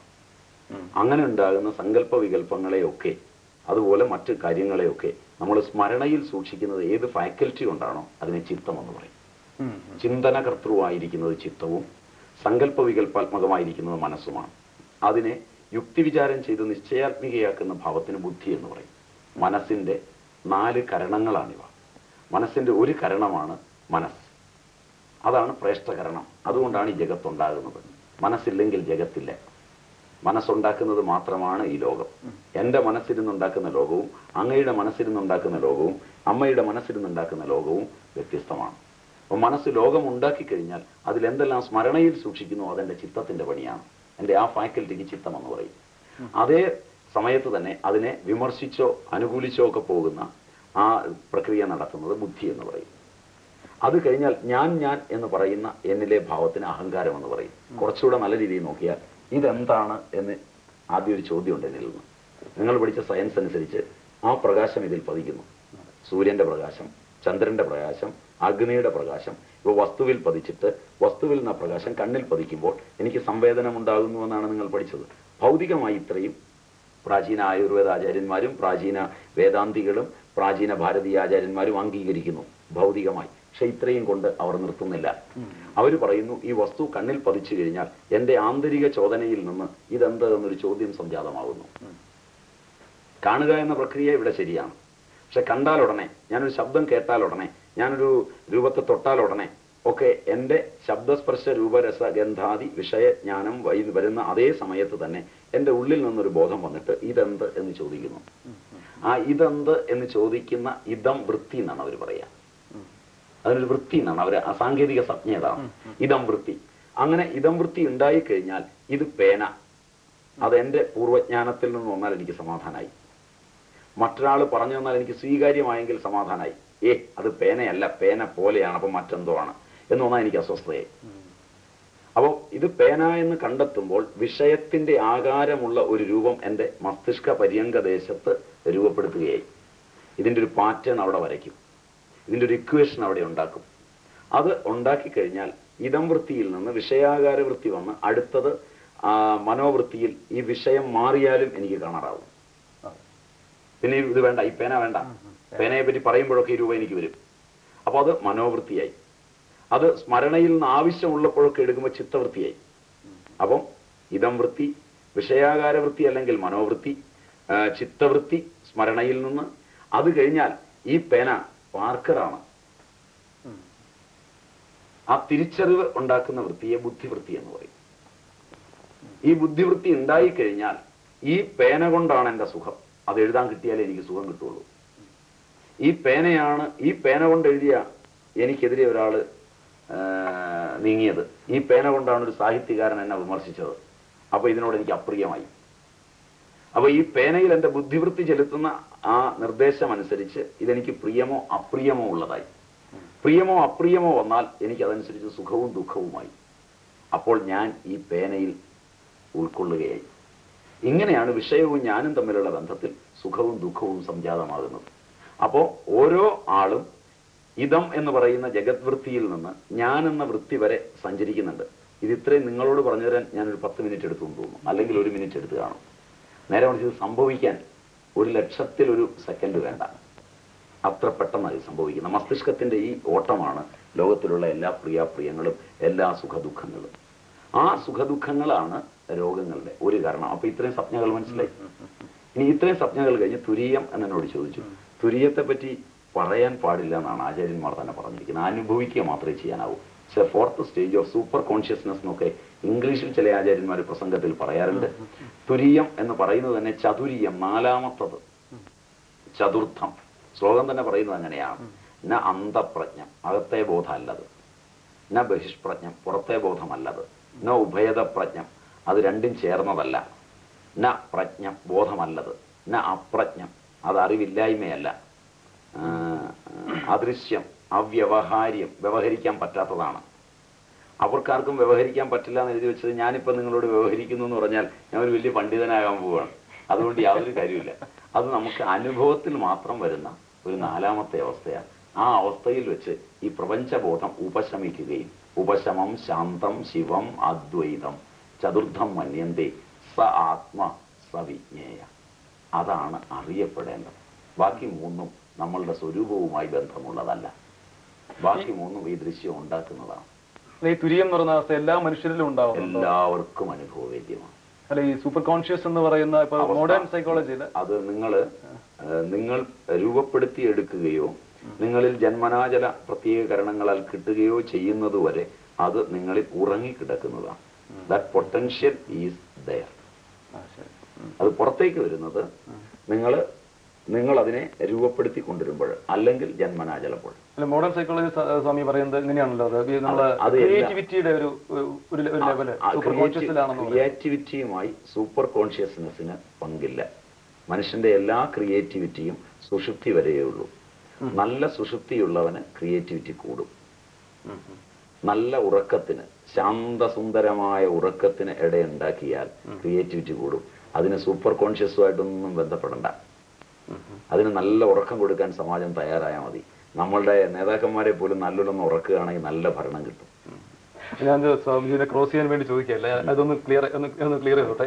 അതെ, ഇതിന്റെ കൂട്ടത്തിൽ തന്നെയുള്ള അപ്പൊ നമുക്ക് ചില കാര്യത്തെ കുറിച്ച് ഇപ്പൊ നമുക്ക് ചില ദിവസം എഴുന്നേൽക്കുമ്പോൾ തന്നെ നമുക്ക് ചിലപ്പോൾ തോന്നിയെന്നിരിക്കും, ചിലത് നമുക്ക് എന്തോ മോശമായിട്ടുള്ളത് സംഭവിക്കാൻ പോകുന്നു, അല്ലെങ്കിൽ കുറച്ച് ജാഗ്രതയോടെ ഇരിക്കണം എന്നൊരു തോന്നൽ നമുക്ക് ചിലപ്പോൾ ഉണ്ടായെന്നിരിക്കും. ഇതെങ്ങനെയാണ്? ഞാൻ പറഞ്ഞല്ലോ, ഈ പ്രപഞ്ചത്തിലെ എല്ലാ കാര്യങ്ങളും അസ്നാവിരമാണ്, സ്നായുക്കളില്ലാതെയാണ്. സ്നായുക്കളില്ലാതെ എന്ന് പറഞ്ഞു കഴിഞ്ഞാൽ ഒരു ശരീരത്തിൽ നടക്കുന്ന മാറ്റം തന്നെ 1000 ശരീരങ്ങളിൽ നടക്കുന്നതാണെന്ന് ഞാൻ ഇതിനു മുമ്പ് പറഞ്ഞു എന്നാണ് എനിക്ക് തോന്നുന്നത്. അപ്പോൾ സ്നായുക്കളിൽ അസ്നാവിരം എന്നാണ് അതിന് ഋഷി തന്നെ ഉപയോഗിക്കുന്ന പദം. സ്നായു ഇല്ലാതെ, കമ്പിയില്ല കമ്പി പോലെ ഇവിടെ ഇരിക്കുന്ന ഒരു മനുഷ്യനിലെ ചിന്തയും സമാജത്തിന്റെ ചിന്തയും ഒക്കെ ഒരുമിച്ചാണ് പോകുന്നത്. സമഗ്രമാണ് ഈ പ്രപഞ്ചം. അതായത് ഞാൻ എൻ്റെ ശരീരത്തിലെ കയ്യ് എന്ന് പറഞ്ഞ് മാത്രമായൊരു ഭാഗമില്ല, ഇത് മൊത്തമാണ്, ഹോളിസ്റ്റിക് ആണ് എൻ്റെ ഈ ശരീരം. ഇതിന് മൈക്രോകോസം എന്ന് പറയാം ഇംഗ്ലീഷിൽ, അല്ലെങ്കിൽ വെഷ്ടി എന്ന് പറയാം എൻ്റെ ഭാഷയിൽ. അപ്പൊ വെഷ്ടിയും സമഷ്ടിയുമുണ്ട്. സമഷ്ടിയെ മാക്രോകോസം എന്ന് പറയാം. ആ മാക്രോകോസത്തിന്റെ തനി പതിപ്പാണ് ഈ മൈക്രോകോസം. അപ്പോൾ പ്രപഞ്ചത്തിൽ ഒരു ചെറിയ ചലനം ഉണ്ടായാൽ എന്നിലും ആ ചലനം ഉണ്ടാവും, എന്നിലൊരു ചലനം ഉണ്ടായാൽ പ്രപഞ്ചത്തിലും ആ ചലനം ഉണ്ടാവും. പ്രപഞ്ചവും ഞാനും തമ്മിൽ അതുകൊണ്ട് പുലർത്തേണ്ട പാരസ്പര്യം എന്താണെന്ന് വിദ്യാഭ്യാസത്തിലൂടെ ആദ്യം കൊടുക്കണം. അപ്പം നമുക്ക് ഈ അറിവ് കിട്ടാൻ കൂടുതൽ സാധ്യതയുണ്ടാവും. നമ്മുടെ ഓരോ ചലനത്തിലും അറിയാം അടുത്ത കാൽവെപ്പിൽ ഇന്നതാണ് സംഭവിക്കാൻ പോകുന്നത്. അറിഞ്ഞുകൊണ്ട് തന്നെ ആയിരിക്കും നമ്മളപ്പോൾ അതിലേക്ക് പോകുന്നത്. അത് പോകാതിരിക്കാൻ പറ്റില്ല എങ്കിൽ നമ്മൾ അറിഞ്ഞുകൊണ്ട് അതിലേക്ക് പോകും. പോകാതെ ഒഴിവാക്കാവുന്നതാണെങ്കിൽ പോകാതെ ഒഴിവാക്കും. ഇത് രണ്ടും ചെയ്യാൻ നമുക്ക് ആ അറിവ് ലഭിക്കണമെന്നുണ്ടെങ്കിൽ നമ്മൾ ഈ സമഷ്ടിയുമായി പാരസ്പര്യം പുലർത്തണം. ഞാൻ ശമന ചികിത്സയെ പറ്റി പറയുന്നതിന് ഒരുങ്ങിയ ആ സമയത്ത് ഇതിനോട് ബന്ധമുള്ളൊരു കാര്യം വന്നിരുന്നു. വേണമെങ്കിൽ അതിപ്പം ഞാൻ പറയാം, അല്ലെങ്കിൽ പിന്നെ നിങ്ങൾ ചോദിക്കുമ്പോൾ പറയാം. ഇപ്പൊ പറയാവുന്നതാണെങ്കിൽ, കാരണം ഈ മൈക്രോകോസവും മാക്രോകോസവുമായി ബന്ധമുള്ള രോഗം ഉണ്ടാകുന്നത് തന്നെ പൂർവ്വജന്മകൃതമായിരിക്കുന്ന പാപങ്ങളാലാണെന്നാണ് ഞങ്ങളുടെ വിശ്വാസം. എന്ന് പറഞ്ഞാൽ നിങ്ങളുടെ ജനിതകങ്ങളിൽ രോഗങ്ങളും കൊണ്ടാണ് നിങ്ങൾ വന്നിരിക്കുന്നത്. പൂർവ്വ ജനിതകങ്ങളിൽ നിന്ന് നിങ്ങൾ ഒരുപാട് രോഗങ്ങളെ കണക്ട് ചെയ്ത് കൊണ്ടുവന്നിട്ടുണ്ട്. ആധുനിക ശാസ്ത്രം ഇപ്പോൾ അത് പറയുന്നുണ്ടല്ലോ. അതിപ്പോ ആധുനിക ശാസ്ത്രം പറയുന്നുണ്ട്. പ്രാചീന ആയുർവേദ ശാസ്ത്രം ഇത് തന്നെ ഉറച്ചു പറയുന്നു. പൂർവ്വജന്മകൃതം പാപം വ്യാധി രൂപേണ ജായത്തെ. അത് എങ്ങനെ ഉണ്ടാകുന്നു എന്ന് ചോദിച്ചാൽ, നമ്മൾ ചെയ്ത തെറ്റുകളും കുറ്റങ്ങളും ഒന്നും രേഖപ്പെടുത്തുന്നത് കോടതിയിലല്ല, നമ്മളുടെ മസ്തിഷ്ക പ്രാന്തത്തിലാണ്. അതിൻ്റെ ഒരു കലയാണ് ജനനത്തിന് ഹേതുവായി തീരുന്നത്. അപ്പൊ ആ കല ജനനത്തിന് ഹേതുവായി തീരുമ്പോൾ ആ ഓർമ്മയോടുകൂടിയാണ് ജനിക്കുന്നത്, ആ പൂർവ്വ ഓർമ്മയോടുകൂടിയാണ് ജനിക്കുന്നത്. ഇപ്പോ HIV ബാധിച്ച ഒരു ഭാര്യയും ഭർത്താവും ദമ്പതിക്രിയയും നടത്തി കുടുംബത്തിൽ ജീവിച്ചാലും ഭാര്യയ്ക്ക് ചിലപ്പോൾ HIV ഉണ്ടാകുന്നില്ല, ഭർത്താവിനുണ്ട്. ഞാനൊരു 8-10 ഞാൻ റിപ്പോർട്ട് സഹിതം നിങ്ങളെ കാണിക്കാം, ഇതൊന്നും ബ്ലഫ് ചെയ്യാൻ പറയല്ല. അപ്പോ HIV ഹസ്ബൻഡിനുണ്ട്, വൈഫിനില്ല. ഒരു വസൂരി രോഗിയെ പരിചരിക്കാൻ 7 പേര് പോകുന്നതിൽ 2 പേർക്കുണ്ടാകുന്നു, ബാക്കിയുള്ളവർക്ക് ഉണ്ടാകുന്നില്ല. അതിനൊക്കെ നമ്മൾ പറയുന്ന ഇമ്മ്യൂണിറ്റി എന്നാണ് ഒരു പദം ഉപയോഗിക്കുന്നത്. HIV വരെ നമുക്ക് വേണമെങ്കിൽ ആ ഇമ്മ്യൂണിറ്റി ഒക്കെ കൊണ്ടുപോകാം. പക്ഷെ അതിന് പ്രാചീന ആചാര്യന്മാർ പറയുന്നത് വൈറസുകളോ അല്ലെങ്കിൽ ബാക്ടീരിയകളോ അമീബകളോ ഒന്നുമല്ല. രോഗത്തിന്റെ അടിസ്ഥാനം ഈ മനസ്സാണ്. മനസ്സ് നേരത്തെ രോഗം ബാധിച്ചതായതുകൊണ്ടാണ് ശരീരത്തിലേക്ക് വരുന്നവയെ അത് സ്വീകരിച്ച് രോഗമായി പരിണമിക്കുന്നത്. അതുകൊണ്ടൊരു ഭിഷഗ്വരൻ മനസ്സിനെ കുറിച്ചാണ് ആദ്യം അടിസ്ഥാനപരമായി പഠിച്ചിരിക്കേണ്ടത്. അതിന് ഔഷധത്തിൽ 2 കൽപ്പനകളുണ്ട്. ഒന്ന് ഭേഷജം, 2 ഔഷധം. ചിലത് ഔഷധം കൊണ്ട് മാത്രം മാറുന്ന രോഗങ്ങൾ, ചിലത് ഭേഷജം കൊണ്ട് മാത്രം മാറുന്ന രോഗങ്ങൾ, ചിലത് ഭേഷജവും ഔഷധവും ചേർത്ത് മാറുന്ന രോഗങ്ങൾ. ഭേഷജം എന്ന് പറഞ്ഞാൽ രോഗിയുടെ മനസ്സാണ്. ആ മനസ്സൊരു സജഷൻ കൊണ്ട് ചിലപ്പോൾ ഡോക്ടർക്ക് മാറ്റാൻ പറ്റും, ഒരു പ്രാർത്ഥന കൊണ്ട് മാറ്റാൻ പറ്റും, ഒരു ഉത്തമനായ വ്യക്തിയെ കാണുന്നത് കൊണ്ട് മാറ്റാൻ പറ്റും, ഒരാൾക്ക് 10 രൂപ ദാനം ചെയ്യുന്നത് കൊണ്ട് മാറ്റാൻ പറ്റും, ഒരു സാധനം എടുത്തു ഒരാൾക്ക് കൊടുക്കുന്നത് കൊണ്ട് മാറ്റാൻ പറ്റും. അപ്പോൾ ഭേഷജം എന്ന് പറയുന്നത് ഒരു അനന്തമായ ശാഖയാണ്. അതിന് കാരണം ഈ പൂർവ്വജന്മകൃതമായിരിക്കുന്ന പാപസഞ്ചയങ്ങളാണ്. അവ ഉണ്ടാകുന്നതിനെ കുറിച്ച് ഭാരതീയ പൗരാണികരുടെ നിയമം അനുസരിച്ച് ഒരാൾ മരിക്കുമ്പോൾ എങ്ങനെയുള്ള വിചാരവുമായി മരിക്കുന്നുവോ അതിനനുസരിച്ച് അയാളുടെ ജനിതകം അടുത്ത ജനനം കൈക്കൊള്ളുന്നു എന്നാണ്. ജനിതകം എന്ന് നിങ്ങൾക്ക് വേണ്ടി പറഞ്ഞ പദമാണ്. ജന്മം കൈക്കൊള്ളുന്നുവെന്നാണ് ഞാൻ പറയേണ്ടത്. അത് നിങ്ങൾക്ക് വേണ്ടി നിങ്ങൾ അടുത്ത ചോദ്യം ചോദിക്കേണ്ട, അത് നിങ്ങൾക്ക് മനസ്സിലാകുന്ന ഭാഷ ആയിക്കോട്ടെ എന്ന് വിചാരിച്ച് ജനിതകം എന്ന് പറയാം. എം വാവി സ്മരൻ ഭാവം തെജത്യന്തേ കളയപരം തം തമേ വൈദി കൗന്ദേയ സദാ തദ്ഭാവ ഭാവിത എന്നാണ് ഗീതയിൽ പറയുക. ഇതിന് ഗീതയിൽ പറയുന്നത്, ഒരാൾ മരിക്കാൻ കിടക്കുമ്പോൾ അർജുന എന്ത് ഭാവങ്ങളാണോ അയാൾക്കുണ്ടാകുന്നത് അതേ ഭാവങ്ങളോടുകൂടിയാണ് അയാൾ ജനിക്കാൻ പോകുന്നത്. അതുകൊണ്ട് മരണസമയത്തെ അയാളുടെ വിചാരങ്ങളും വികാരങ്ങളും ഉത്തമമായിരിക്കണം. ഇതാണ് പരിഷ്കാരമുള്ള സംസ്കാരമുള്ള ഒരു ജനതയുടെ വിശ്വാസമായി കണക്കാക്കാവുന്നതെന്ന് തോന്നുന്നു. കാരണം എന്താണെന്ന് വെച്ചാൽ ആശുപത്രിയിൽ കിടന്നും രോഗിയായും അലറി വിളിച്ചും മരിക്കുന്ന ഒരുവൻ നാളെയും രോഗിയായി വരുന്നെങ്കിൽ സമാജം ഇനിയും ഒരുപാട് രോഗികളെ കാണാൻ കാത്തിരിക്കേണ്ടി വരും. ഇനിയും മെഡിക്കൽ കോളേജുകൾ ഉണ്ടാക്കുന്നത് നഷ്ടവുമല്ല. മറിച്ച് സമാജത്തിൽ രോഗിയല്ല എന്ന ബോധത്തോടുകൂടി ആരോഗ്യവാനായ ഒരാൾ മരിക്കാൻ പാകത്തിന് രോഗവും മരണവുമായി കോറിലേറ്റ് ചെയ്യാതിരിക്കണം. ആദ്യം പരിഷ്കൃത സമൂഹം രോഗത്തെയും മരണത്തെയും കോറിലേറ്റ് ചെയ്യരുത്. രോഗം വേറെ, രോഗം ഒരു താൽക്കാലിക തലമാണ്. മരണവുമായി രോഗത്തിന് ബന്ധമില്ല. ആരോഗ്യമുള്ളവനും മരണം സംഭവിക്കുന്നുണ്ട്. കാരണം ഉറക്കം പോലെ തന്നെ മരണവും ഒരു സംഭവം മാത്രമാണ്. അതിന് നിയമങ്ങളോ നിയാമകത്വങ്ങളോ ഇല്ല. അപ്പൊ ആ നിലയ്ക്ക് മരണത്തെ രോഗത്തിൽ നിന്ന് മാറ്റി നിർത്തി അപഗ്രഥിക്കുകയും പഠിപ്പിക്കുകയും മരണം അനിവാര്യമാണെന്ന് ബോധ്യപ്പെടുകയും മരിക്കാൻ വേണ്ടിയാണ് ഞാൻ ജനിച്ചിരിക്കുന്നതെന്ന് പഠിക്കുകയും മരണത്തെ കാത്തിരിക്കുവാനുള്ള തന്റെ ഇടം ഉണ്ടാക്കി കൊടുക്കുകയും ചെയ്യുന്ന ഒരു സമാജത്തെയാണ് അന്ന് അവർ വിഭാവനം ചെയ്തത്. അതിന്റെ ഭാഗമായിട്ടാണ് അവരുടെ പഠിപ്പിക്കലുണ്ടായത്. അവരുടെ ചികിത്സാ ശാസ്ത്രങ്ങളും അതിനനുഗുണമാണ്. അതുകൊണ്ട് അതിനോട് താല്പര്യം തോന്നി അത് ചെയ്യും. അങ്ങ് ഈ ജനിതകം എന്ന് പറഞ്ഞു നമ്മുടെ രോഗങ്ങളുടെ അതൊക്കെ, അപ്പം ഇപ്പോഴ ജനിതകത്തിൽ ജനിതക ശാഖയിൽ അവരത് ജനിതക രഹസ്യങ്ങൾ മനസ്സിലാക്കി ഇത് മാറ്റാനായിട്ട് ശ്രമിക്കുന്നുണ്ട്. അതില് അത്രയും ഭാഗങ്ങളിൽ ജനിതക രഹസ്യങ്ങൾ മനസ്സിലാക്കിയെന്ന് ഇപ്പോൾ വിശ്വസിക്കുന്നു.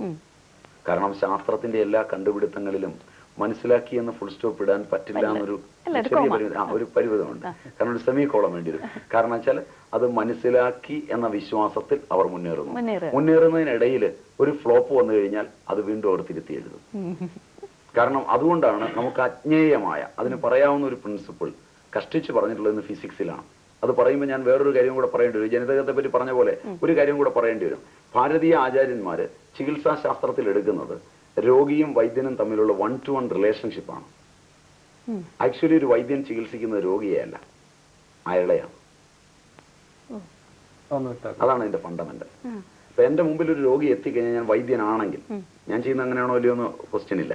വൈദ്യനാണെങ്കിൽ ജനറൽ പ്രിൻസിപ്പിൾ മാത്രം പറഞ്ഞാൽ മതി. ഒരു രോഗി മുമ്പിൽ എത്തിക്കഴിഞ്ഞാൽ ആ രോഗിയെ കാണുമ്പോൾ തന്നെ രോഗം ഞാൻ കാണുകയാണ്. ഇപ്പൊ എന്റെ ബോധത്തിൽ രോഗമായി, അയാൾക്കല്ല രോഗം. എന്റെ ബോധസത്തയിലാണ് രോഗം. ഞാനൊരു സമാജ പുരുഷനായി വികസിച്ചു. എന്റെ പരിമിത വ്യക്തിത്വം from my individuality to personality there is a development. എന്റെ വൈയക്തിക അവബോധം വ്യക്തിനിഷ്ഠയിൽ നിന്ന് സമാജനിഷ്ഠയിലേക്ക് ഉയർന്നു. A psycho social evolution 1959. നിങ്ങൾക്ക് ആധുനികമായ ഒരു പ്രമാണമാണ് അതിന് വേണ്ടതെങ്കിൽ 1959 ചിക്കാഗോ സർവകലാശാലയിൽ ഒരു സമ്മേളനം നടന്നിരുന്നു. അതിന്റെ അധ്യക്ഷൻ ജൂലിയൻ ഹെക്സലെ ആയിരുന്നു. സ്വാമി വിവേകാനന്ദന്റെ അല്ല. നിങ്ങൾ മൂളി ചിലപ്പം സ്വാമി വിവേകാനന്ദനെ ഓർത്തിട്ടായിരിക്കും. It is in 1883. അത് 83 മറ്റോ ആണെന്ന് എനിക്ക് തോന്നുന്നു. 1800-കളിലാണ്, 800-കളുടെ അന്ത്യത്തിലാണ്. ഇത് 1959-ലാണ്. 1959 ചിക്കാഗോയിൽ ആ സമ്മേളനം നടക്കുന്നത് ജൂലിയൻ ഹെക്സലയുടെ അധ്യക്ഷതയിലാണ്. വിശ്വപ്രസിദ്ധനായ ജീവശാസ്ത്രകാരനാണ് ജൂലിയൻ ഹെക്സലെ. അദ്ദേഹത്തിന്റെ അധ്യക്ഷതയിൽ നടക്കുന്ന സമ്മേളനത്തിലെ വിഷയം, അതായത് ഒറിജിൻ ഓഫ് സ്പീഷീസ് എന്ന് പറയുന്ന പുസ്തകം എഴുതി 100ാം ജന്മദിനം ആഘോഷിക്കുന്ന വർഷമാണ് ഈ 59. 1859-ലാണ് അത് പ്രകാശനം ചെയ്തത്, ഒറിജിൻ ഓഫ് സ്പീഷീസ്, ഡാർവിന്റെ. അപ്പോൾ ഡാർവിന്റെ പരിണാമത്തിൽ നിന്ന് ഇനിയും പരിണാമമുണ്ടോ എന്നാണ് അവിടെ ജീവശാസ്ത്രകാരന്മാർ ചോദിച്ചത്. ബെൽസൊക്കെ പറയുന്നത് 3 കാലുള്ള ജീവി ഉണ്ടാവുമെന്നും ബർണാഡ് ഷാ മാൻ ആൻഡ് സൂപ്പർമാനിൽ സൂപ്പർമാൻ സങ്കല്പങ്ങളും ഒക്കെ പറയുന്നുണ്ടെങ്കിലും ഈ ശാസ്ത്രകാരന്മാർ കൂടി ഇരുന്നിടത്ത് ചർച്ച ചെയ്തപ്പോൾ ഹക്സലെ അവതരിപ്പിച്ച പ്രബന്ധത്തിൽ ഹക്സലെ പറഞ്ഞത് ഇനിയും എവല്യൂഷൻ ഉണ്ടെന്നാണ്. ആ എവല്യൂഷൻ എന്താണ് എന്ന് ചോദിക്കുമ്പോൾ ഹക്സലെ അതിന് പറഞ്ഞത് it should be A psycho social evolution. മാനസികവും സാമൂഹികവുമായ ഒരു പരിണാമമായിരിക്കും അടുത്തതായി നടക്കുന്നത്. അപ്പൊ മാനസികവും സാമൂഹികവുമായ പരിണാമം എന്ന് പറഞ്ഞാൽ വ്യക്തി അവന്റെ പരിമിത വ്യക്തിത്വത്തിൽ നിന്ന് സമൂഹ വ്യക്തിത്വത്തിലേക്ക് വികസിക്കും. ഒരു വിശ്വനരനായി അവൻ മാറും. ഇതാണ് പരിണാമം. ഇത് നാച്ചുറൽ പരിണാമമാണ്.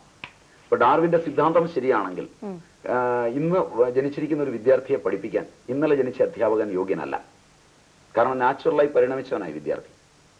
ഇന്നലത്തെ അധ്യാപകൻ പരിണാമത്തിന്റെ മറ്റേ ശൃംഖലയിലാണ് നിൽക്കുന്നത്. അതാണ് തലമുറകളുടെ അന്തരമായി വരുന്നത്. അതിനാദ്യം എന്ത് ചെയ്യണമെന്ന് വെച്ചാൽ നിർബന്ധപൂർവമായ ഒരു പരിണാമത്തിന് അധ്യാപകൻ ആദ്യം തയ്യാറെടുക്കണം. കുട്ടി ജനിക്കാൻ പോകുമ്പോഴേക്ക് അവന്റെ മുമ്പിൽ ഓടി എത്തിയെങ്കിൽ മാത്രമേ അവന് മാർഗദർശനം ചെയ്യാൻ പറ്റുള്ളൂ. 8 വയസ്സുള്ള ഒരു കുട്ടി കമ്പ്യൂട്ടറിന്റെ മുമ്പിൽ പോയിരുന്നാൽ അവന് മനസ്സിലാകുന്നിടത്തോളം വേഗതയിൽ അമ്മയ്ക്ക് മനസ്സിലാവില്ല, എനിക്ക് മനസ്സിലാവില്ല. നാച്ചുറലായിട്ടാണ്. കാരണം നമ്മളുടെ ജനിതകം അത് ഉൾക്കൊള്ളാവുന്ന തരത്തിലേക്ക് പരിണമിച്ചില്ല. പക്ഷെ ആ പരിണമിച്ച വിദ്യാർത്ഥിയെ പഠിപ്പിക്കാൻ അവന്റെ മുമ്പിലെത്താനുള്ള ബാധ്യത സമാജത്തിൽ മുതിർന്നവർക്കുണ്ട്. ഇതിനാണ് വിദ്യാഭ്യാസം എന്ന് പറയുന്നത്. പൗരാണിക ഭാരതീയ ഗുരുകുലങ്ങളിൽ ഇതാണ് ചെയ്തിരുന്നത്. വ്യക്തിയെ വ്യക്തിസത്തയിൽ നിന്ന് സമാജസത്തയിലേക്ക് ആദ്യം ഉയർത്തുന്നു. അങ്ങനെ ഉയർത്തിയിട്ട് അവനെ പഠിപ്പിക്കണം. ഹക്സലെ പറഞ്ഞ ആ പ്രിൻസിപ്പിൾ പോലെ നമ്മളിലെല്ലാം ഈ വ്യക്തിസത്തയും സമാജസത്തയും ഉണ്ട്. അപ്പൊ രോഗി മുമ്പിൽ വരുമ്പോൾ നമുക്ക് വിഷയത്തിലേക്ക് തിരിച്ചു പോകാം. ഇത്രയും കാര്യം അതിന് പ്രമാണമായി പറഞ്ഞതാണ്. അപ്പോ രോഗി മുമ്പിൽ വരുമ്പോൾ രോഗിയുടെ സത്തയിലേക്ക് വൈദ്യൻ വികസിക്കണം. വൈദ്യന്റെ ശമ്പളത്തിലേക്കല്ല, വൈദ്യൻ നടത്തുന്ന ആശുപത്രിയിലേക്കല്ല, വൈദ്യന്റെ സാമാജിക അവബോധങ്ങളുടെ മറ്റു തലങ്ങളിലേക്കല്ല, വീട്ടില് MDക്ക് പഠിക്കാൻ ഭാര്യയുടെ അച്ഛൻ തന്ന പൈസയിലേക്കല്ല, മറിച്ച് മുമ്പിൽ നിൽക്കുന്ന രോഗിയുടെ വ്യക്തിസത്തയുടെ അനന്ത ഭൂമികയിലേക്ക് ഈ വ്യക്തി ഉയരും. അപ്പൊ ഞാൻ കണ്ടതാണ് രോഗം എന്റെയാണ്. ഞാൻ മരുന്ന് കൊടുക്കുകയല്ല, ഞാൻ മരുന്ന് കഴിക്കുകയാണ്. ഞാൻ കഴിക്കുകയാണെങ്കിൽ എന്തെല്ലാം കഴിക്കും അതേ കൊടുക്കാവൂ. പക്ഷേ ഇപ്പോ ഇങ്ങനെയാണോ നടക്കുന്നത്? അതറിയില്ല. ഇങ്ങനെയാണോ നടക്കേണ്ടത്? ഇപ്പോഴത്തെ നടപ്പിനെ പറ്റി എന്നോട് ചോദിച്ചാൽ എനിക്കറിയില്ല. ഞാനത് അന്വേഷിക്കാൻ പോയാൽ എനിക്കിത് ചെയ്യാൻ പറ്റില്ല. അപ്പൊ അതുകൊണ്ട് ആ ചോദ്യത്തിന് ഉത്തരം എനിക്കറിയില്ല. അത് പിന്നെ നിങ്ങൾ കണ്ടെത്തണം. ഒരുപക്ഷെ മരുന്നുകൾ കൂടുതൽ രോഗി കഴിക്കേണ്ടി വരുന്നത് വൈദ്യന് രോഗം വരാത്തത് കൊണ്ടായിരിക്കണം. വൈദ്യന് രോഗമുണ്ട്. അപ്പൊ അതുകൊണ്ട് ഇതിനെപ്പറ്റി ഉള്ള അവബോധം അവരന്ന് പറഞ്ഞതാണ്. നിങ്ങൾ ചികിത്സിക്കേണ്ടത് നിങ്ങളെയാണ്. അപ്പൊ നിങ്ങളുടെ മുമ്പിൽ രോഗി എത്തുന്നു, രോഗിയുടെ വേദന മുഴുവൻ നിങ്ങൾ ആവഹിച്ചെടുക്കുന്നു. മാനസികമായി, ശാരീരികമായല്ല, മാനസികമായി നിങ്ങളുടെ സൂക്ഷ്മ ശരീരത്തിൽ ആ രോഗം മുഴുവൻ കയറുന്നു. ആ രോഗി വികൃതമായൊരു മുഖത്തോടുകൂടി നടക്കുമ്പോൾ മറ്റുള്ളവർ കാണുമ്പോൾ ഞാനാണ് ആ വികൃത രൂപമെങ്കിൽ എങ്ങനെയായിരിക്കും മറ്റുള്ളവരോട് പ്രതികരിക്കുക? എനിക്കാണ് ആ വയറുവേദനയെങ്കിൽ ഞാനാണെങ്കിൽ എങ്ങനെയാണ് വേദനിക്കുക? ഇങ്ങനെയുള്ള ആ വേദനകളെ മുഴുവൻ തന്നിൽ സ്വാംശീകരിച്ചിട്ട് അതിനനുഗുണമായൊരു മുഹൂർത്തത്തിൽ തന്റെ അബോധത്തിൽ നിന്ന്, പുസ്തകം റെഫർ ചെയ്തിട്ടല്ല, താൻ ഇതുവരെ പഠിച്ച അബോധത്തിൽ നിന്ന് വളരെ കൃത്യതയുള്ള തന്റെ പഠനങ്ങളുടെ ആകരങ്ങളിൽ നിന്ന് ഒരു മരുന്ന് കടന്നു വരുമ്പോൾ അയാൾ തന്റെ അറിവില്ലായ്മയിൽ കുറിക്കുന്നതാണ് മരുന്ന്. ഇതാണ് പ്രാചീന ഭാരതീയ ശമന ചികിത്സയുടെ ഫണ്ടമെന്റൽ. ശരിയോ തെറ്റോ എന്ന് എനിക്കറിയില്ല, അതൊക്കെ നിങ്ങളുടെ ജോലി. നമ്മുടെ സ്വസ്ഥവൃത്തത്തിലേക്ക് തിരിച്ചു പോയാൽ ഇപ്പോൾ ആധ്യാത്മികത എന്ന് പറയുന്ന വീണ്ടും ഞാനൊരു സംജ്ഞ ഇടപെടുന്നുണ്ട്. കാരണം തെറ്റിദ്ധരിക്കപ്പെട്ടിട്ടുള്ള ഒരുപാട് സംജ്ഞകൾ, അതിനെ ഒരുപാട് എന്താ പറയുക, ശരിയായ ഒരു വേറെ തരത്തിലുള്ള വ്യാഖ്യാനം സ്വാമിയുടെ കയ്യിൽ നിന്ന് കിട്ടുന്നതുകൊണ്ടാണ് ഞാൻ വീഡിയോ ചോദിക്കുന്നത്. ആധ്യാത്മികത എന്ന് പറയുന്നത് നമ്മുടെ മനസ്സിന്റെ ശുദ്ധീകരണത്തിനും അല്ലെങ്കിൽ ഇപ്പോൾ തിരിച്ച് ഞങ്ങളുടെ ഭാഷയിൽ പറഞ്ഞ സബ്ലിമേഷൻ എന്നൊക്കെ പറയുന്ന പ്രോസസ്സിനൊക്കെ വളരെ സഹായകമാണെന്ന് ഏറെക്കുറെ ഇന്ന് അംഗീകരിച്ചിട്ടുണ്ട്. മറ്റൊരു തരത്തിൽ പറയുമ്പോൾ അതിൽ അന്ധവിശ്വാസം ഉണ്ട് എന്നൊക്കെ പറയുന്നുണ്ടെങ്കിലും ഇന്ന് ആധ്യാത്മികതയുടെ അവസ്ഥ ഒന്ന്. രണ്ടാമത്തത് ഈ സ്വസ്ഥവൃത്തത്തിൽ ആധ്യാത്മികതയുടെ പങ്ക് അല്ലെങ്കിൽ അതിന്റെ കോൺട്രിബ്യൂഷൻ, അതിനെക്കുറിച്ച്. അതിലൊന്ന്, ഇന്നത്തെ ആധ്യാത്മിക തലങ്ങളെ പറ്റി എനിക്ക് വലിയ പിടിയില്ല. ഒന്നാമത്തെ കാര്യം വെച്ചാൽ സമൂഹവുമായി എനിക്ക് വലിയ ബന്ധമില്ല. ഞാനൊരു സ്ഥലത്തിരുന്ന് ചെയ്യുന്ന പണിയായത്. അപ്പൊ എനിക്ക് ഇന്നത്തെ സാമാജിക കാര്യങ്ങളെല്ലാം പത്രം പോലും വായിച്ചുള്ള അറിവ് എനിക്കില്ല. പിന്നെ എനിക്കുള്ള എന്റെ ഉള്ളിൽ കിട്ടുന്ന അറിവാണ്. ഉള്ളിൽ കിട്ടുന്ന അറിവിൽ ഈ സമാജത്തെ കുറിച്ച് ഞാൻ എന്തെങ്കിലും പറയുന്നത് വിഡിത്തമാവും. കാരണം അതെല്ലാം കോൺട്രവേഴ്ഷ്യലാവും. അത് പിന്നെ ഒരുപാട് ചർച്ചകൾക്കും ബഹളങ്ങൾക്കും ഇടയാകുമെന്നല്ലാതെ എനിക്ക് അതേപ്പറ്റി വലിയ വിവരമില്ല. കാരണം ഞാൻ ഡെയിലി പത്രം വായിക്കുന്ന ആളല്ല. അതെ, ഇന്നത്തെ എനിക്കറിയില്ല. അതേപ്പറ്റി എന്നോട് ചോദിച്ചാൽ എനിക്ക് ഒരറിവില്ല എന്ന് ഞാൻ ആദ്യം തന്നെ തുറന്നു പറയാം. പിന്നെ എന്തായിരിക്കണം എന്നുള്ളതിനെ പറ്റി പറഞ്ഞാൽ അധ്യാത്മം എന്ന ശബ്ദത്തിന്റെ തന്നെ അർത്ഥം മനസ്സെന്നാണ്. അപ്പോ നിങ്ങളുടെ ജാഗ്രത കടന്ന് സ്വപ്നത്തിൽ പ്രവേശിച്ചും കഴിഞ്ഞിട്ട് മാത്രമേ അധ്യാത്മമുള്ളൂ. അങ്ങനെ വരുമ്പോ ജാഗ്രതയിൽ മാത്രമേ നമുക്ക് സാമാജിക അവബോധമുള്ളൂ.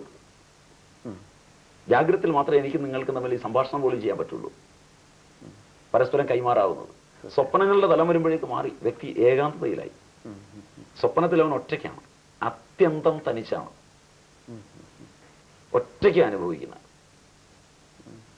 അമ്മ വിളമ്പിക്കൊടുക്കുന്ന ആഹാരം കഴിക്കുന്ന കുഞ്ഞ് കഴിക്കുമ്പോൾ അവൻ ഒറ്റയ്ക്കിരുന്ന് ആസ്വദിച്ചാണ് കഴിക്കുന്നത്. ആ സ്വപ്നത്തിൽ അമ്മ നോക്കുമ്പോൾ അവൻ ഇഷ്ടമാകുന്നുണ്ടെന്ന് തോന്നാം. അവൻ പക്ഷെ ഇഷ്ടമാകുന്നതായി കാണിക്കുന്നത് അമ്മയ്ക്ക് വേണ്ടി പുറത്തേക്ക് കാണിക്കുന്ന വെച്ചാൽ അമ്മ ഊഹിക്കുന്നത്. അകത്ത് ഇഷ്ടമല്ല എന്നുള്ളത് അവന് സൂക്ഷിച്ചു വെക്കാം അവന്റെ സ്വപ്നത്തിനകത്ത്. അപ്പൊ അത്ര ഏകാന്തമായ സ്വപ്നത്തെക്കാൾ ഏകാന്തമാണ് ആധ്യാത്മം. അതൊരു വ്യക്തിയുടെ ആത്മനിഷ്ഠമായ ഏകാന്തതയുടെ ചുരുളുകളാണ്. അതില് സമാജത്തിനോ കൂട്ടായ്മയ്ക്കോ സംഘടനയ്ക്കോ ഒന്നും ചെയ്യാനില്ല. ഇതാണ് ഭാരതീയർ പഠിപ്പിച്ചത്. രണ്ടുപേർ ചേർന്ന് ഒന്നിച്ച് ആധ്യാത്മിക ലോകത്തിലൂടെ യാത്രയില്ല. എപ്പോഴെങ്കിലും ഭൗതിക കാര്യങ്ങൾ പരാജയപ്പെടുകയും ഭൗതികമായ നേട്ടങ്ങൾ ഉണ്ടാക്കാൻ പറ്റാതെ വരികയും ഭൗതികമായ വഴിക്കെല്ലാം ശ്രമിക്കുകയും അതെല്ലാം പരാജയപ്പെട്ട് കഴിഞ്ഞ് ഭൗതികമായ നേട്ടങ്ങൾക്ക് മറ്റുള്ളവരെ പ്രചോദിപ്പിക്കാൻ അവൻ അജ്ഞേയമായ ആധ്യാത്മികത ഉപയോഗമായി വരികയും ചെയ്യുമ്പോൾ സംഘടിതമായ മതബോധനവും ആധ്യാത്മികമായ സംഘടനാ പ്രവർത്തനങ്ങളും ഒക്കെ സംജാതമാകുന്നു. അതിന് മനുഷ്യൻ അധ്വാനിച്ചാൽ മതി, അതിന് മനുഷ്യൻ പിടിച്ചു പറിച്ചാൽ മതി, അതിന് പോയി വെട്ടിപ്പിടിച്ചാൽ മതി. അതിന് ആധ്യാത്മികത വേണ്ട. ഭൗതിക രംഗത്ത് ആധ്യാത്മികത യാതൊന്നും ചെയ്യാൻ വകയുള്ളതല്ല. അത് അവൻ്റെ മാത്രം സ്വരൂപത്തിൻ്റെ, അവൻ്റെ ആനന്ദത്തിൻ്റെ മാത്രമാണ്. ഇതാണ് ഭാരതീയ ആചാര്യന്മാരുടെ ആധ്യാത്മിക രംഗത്തേക്കുള്ള വെളിപാട്. ഇതേ ഭാരതത്തിൽ തന്നെ പിന്നീട് ഈ ആരാധനകളും ഇതൊക്കെ എങ്ങനെയാണ്? അതെല്ലാം ഓരോ കാലങ്ങളിൽ ഓരോ ജനങ്ങൾക്ക് വേണ്ടി ഇതിനെ അവർക്ക് മനസ്സിലാകുന്ന ഭാഷയിൽ പറഞ്ഞു കൊടുത്തപ്പോൾ അതിൻ്റെ ലിംഗങ്ങൾ അവർ സൂക്ഷിച്ചു വെച്ചിട്ടുണ്ടാവും. എന്ന് പറഞ്ഞാൽ വീട് കെട്ടുന്നതിന് മുമ്പ് ഒരു സ്കഫോൾഡ് ഉണ്ടാക്കും, നിങ്ങൾക്കും അറിയാം. അപ്പോൾ ആ സ്കഫോൾഡിന് പെയിന്റ് അടിക്കുന്നവരെ നമ്മളിപ്പോഴാണ് ഇന്ത്യയെ കാണുന്നത്. വീട് കഴിയുമ്പോൾ സ്കഫോൾഡ് പൊളിച്ചു കളയും. അത്ര എനിക്ക് അതിന് മറുപടി, അത് കൂടുതൽ മറുപടി എനിക്ക് പറയാനില്ല, മതിയാവുമെന്നാണ് എനിക്ക് തോന്നുന്നത്. ശരിയാണ് സ്വാമിജി. ഇപ്പം വീണ്ടും ഞാൻ ഇപ്പോ സ്വസ്ഥവൃത്തിലേക്ക് തന്നെ നമുക്ക് തിരിച്ചു വരാം. ഇപ്പോ എന്നോട് ഒരു ചോദ്യം, ഇത് ചികിത്സയുമായി ആധ്യാത്മത്തിന്റെ ബന്ധം ചോദിക്കാൻ തുടങ്ങുന്നതാണ്, ശമന ചികിത്സയുമായിട്ട്. അതെ. അപ്പൊ അതില് ഞാൻ ആദ്യം പറഞ്ഞല്ലോ, സ്വസ്ഥ വൃത്തം കഴിഞ്ഞാലാണ് ശമന ചികിത്സ വരുന്നത്. ശമനം എന്ന് പറഞ്ഞ രോഗം വന്നവനുള്ള അത് തന്നെ ഒരുപാട് ഘടകങ്ങളുണ്ട്. വ്യാധി വിപരീത ചികിത്സ, തദർത്ഥകാരി ചികിത്സ, ഇങ്ങനെ ഒരുപാട് ശാഖകളുണ്ട്. പിന്നെ പഞ്ചകർമ്മം, പഞ്ചകർമ്മത്തിൽ തന്നെ കുറെ വിഭാഗങ്ങൾ, ഇങ്ങനെ കുറെ ശാഖകളുള്ളതാണ്. വളരെ ബൃഹത്താണ് ഈ ചികിത്സയുടെ ലോകം. വളരെ ബൃഹത്ത് എന്ന് പറഞ്ഞാൽ വളരെ ബൃഹത്തും വളരെ സങ്കീർണവുമാണ്, അല്ലാതെ ചെറുതല്ല. ഇതില് നമ്മൾ ഇന്ന് കാണുന്ന അലോപ്പതി മുഴുവൻ കൂടി ആയുർവേദ ഗ്രന്ഥത്തിനകത്തെ ശമന ചികിത്സയിലെ വ്യാധി വിപരീത ചികിത്സ എന്ന് പറഞ്ഞൊരു ചെറിയ ശാഖയാണ്. അത് നിങ്ങൾ എപ്പോഴെങ്കിലും അതിന്റെ പറ്റിയ അലോപ്പതിയിലെ ആചാര്യന്മാരെ കൊണ്ടുവന്നു കഴിഞ്ഞാൽ അവരിന്ന് കാണിക്കുന്ന എല്ലാ ഇതും ശല്യ ചികിത്സ ഉൾപ്പെടെ, അതായത് ഓപ്പറേഷൻ ഉൾപ്പെടെ അവിടെയുണ്ട്. ഇന്ന് ചെയ്യുന്ന ഏറ്റവും സങ്കീർണങ്ങളായ ഓപ്പറേഷൻ വരെ. കാരണം ഇപ്പൊ നാഡികളെ കുറിച്ചുള്ള പഠനങ്ങൾ, നാഡികൾ എത്രയാണ്, ഹൃത്പത്മത്തിൽ നിന്ന് എത്ര നാഡികൾ പുറപ്പെടുന്നു, ഇവയെ പറ്റിയൊക്കെയുള്ള പഠനങ്ങൾ അവർ പഠിച്ചു നോക്കിയിട്ട് അവർ പഠിച്ചതും അതിനപ്പുറവും ഉണ്ടെങ്കിൽ അവർ പഠിച്ചതിൽ നിന്ന് വ്യത്യസ്തമായി അവർ പഠിച്ചിട്ട് ശരിയെന്ന് കണ്ടെത്തുകയും ഇതിൽ തെറ്റെന്ന് കണ്ടെത്തുകയും ചെയ്തുണ്ടെങ്കിലാണ് ഉറക്കെ വിളിച്ചു പറയേണ്ടത്. പഠിച്ചു നോക്കിയിട്ട് വേണം വിമർശിക്കാൻ. അതിനുള്ള സൗകര്യമാണ് ഗവൺമെന്റുകൾ ഉണ്ടാക്കുന്നത്. കാരണം വ്യാധി വിപരീത ചികിത്സ എന്ന് പറയുന്ന ഒരു ചെറിയ ശാഖ ആയുർവേദത്തിന്റെ ലക്ഷണങ്ങളെ വെച്ച് രോഗത്തെ ചികിത്സിക്കേണ്ടി വരിക എന്ന് പറഞ്ഞാൽ, വൈറസുകളിൽ നിന്ന് അതുപോലെ തന്നെ ബാക്ടീരിയകളിൽ നിന്നൊക്കെ രോഗം വന്നാൽ അതിനെ ചികിത്സിക്കേണ്ടി വരിക. അതുപോലെ തന്നെ ചില രോഗങ്ങളെ സംബന്ധിച്ചിടത്തോളം ആ രോഗങ്ങളുടെ ലക്ഷണങ്ങൾക്ക് മരുന്ന് കൊടുത്ത് മാറ്റേണ്ടി വരിക. ഇങ്ങനെയൊക്കെ വരുന്ന രോഗങ്ങളുടെ ചികിത്സ, ചില അവയവങ്ങൾ ഛിന്ന ഭിന്നമായാൽ അത് മുറിച്ചു കളയുക. അപ്പൊ സ്റ്റോൺ ഉണ്ടാവുക, രക്താശ്മരി, ശുക്ലാശ്മരി, ഇങ്ങനെ അശ്മരികളുണ്ട്, കല്ലുകളെന്ന് പറയും, അത് ഒരുപാടുണ്ട്. പിത്താശ്മരി, വാതാശ്മരി, കഫാശ്മരി, അതിൽ തന്നെ പിന്നെ രക്താശ്മരി, ശുക്ലാശ്മരി, മൂത്രാശ്മരി. ചിലരുടെ മൂത്രം കട്ടയാവും, ചിലരുടെ ശരീരത്തിലെ രക്തം കട്ടയാവും. ചിലർ ഈ വാൾ പോസ്റ്റൊക്കെ കണ്ടിങ്ങനെ നടന്നു കഴിയുമ്പോഴത്തേക്ക് അവരിൽ നിന്ന് പുരുഷ ബീജം സ്രവിക്കും കുറെ ദൂരം. പക്ഷെ പെട്ടെന്ന് ആ വികാരം തണുക്കുമ്പോൾ അത് അവിടെ വെച്ച് കട്ടയാവും. ആ കട്ടയാകുന്ന പ്രവണതയുള്ള ചില കെമിക്കൽസ് അതിലുണ്ട്. ഇത് ശുക്ലാശ്മരി എന്ന് പറയും. ഇതൊക്കെ മാർഗരോധം നടത്തും. അപ്പൊ അവയെ മരുന്നുകൊണ്ട് അലിപ്പിച്ച് കളയാം. ചിലത് അലുത്ത് പോവില്ലെങ്കിൽ ശസ്ത്രം കൊണ്ട് കീറിക്കളയണം. അതെങ്ങനെ കീറിക്കളയാം സമർത്ഥനായ വൈദ്യൻ? എവിടെയാണ് കീറേണ്ടത്? പിന്നെ വൃക്കരോഗങ്ങൾ, ഇപ്പൊ നിങ്ങൾ ഭൈഷജ്യ രത്നാവലി പുസ്തകം, പ്രമാണത്തിന് പറഞ്ഞില്ല എന്ന് വേണ്ട, ഭൈഷജ്യ രത്നാവലിയിൽ ഉരോഗ്രഹം എന്നൊരു ചാപ്റ്റർ ഉണ്ട്. ആ ഉരോഗ്രഹത്തില് ഉരസ്തോയ ലക്ഷണം എന്ന് പറഞ്ഞൊരു സബ് ഹെഡിങ് ഉണ്ട്. അതായത് നിങ്ങൾക്ക് വൃക്കരോഗങ്ങൾ വന്ന് ആധിക്യമുണ്ടായാൽ, നിങ്ങൾക്ക് ഹൃദ്രോഗം വന്ന് ആധിക്യമുണ്ടായാൽ, നിങ്ങൾക്ക് അനീമിയ, പാണ്ഡു എന്ന് പറയുന്നത് പാണ്ടല്ല, മഹാഭാരതത്തിൽ പാണ്ഡു എന്ന് വിളിക്കുന്ന ലുക്കീമിയ ഉള്ള രോഗിയെയാണ്. പാണ്ഡുവിന് സ്ത്രീയെ സമീപിക്കാൻ പറ്റാവുന്ന അയാൾക്ക് ലുക്കീമിയ ആയതുകൊണ്ടാണ്. ലുക്കീമിയയുടെ ഒരു വിഭാഗത്തിന് സ്ത്രീഗമനം നടത്തിയാൽ അയാൾ അപ്പോൾ തന്നെ മരിച്ചു പോകും. മസ്തിഷ്കത്തിൽ രക്തസ്രാവം ഉണ്ടാവും. അങ്ങനെയാണ് മരിക്കുക. അത് വെറും കഥയായിട്ട് എഴുതി വെച്ചതല്ല.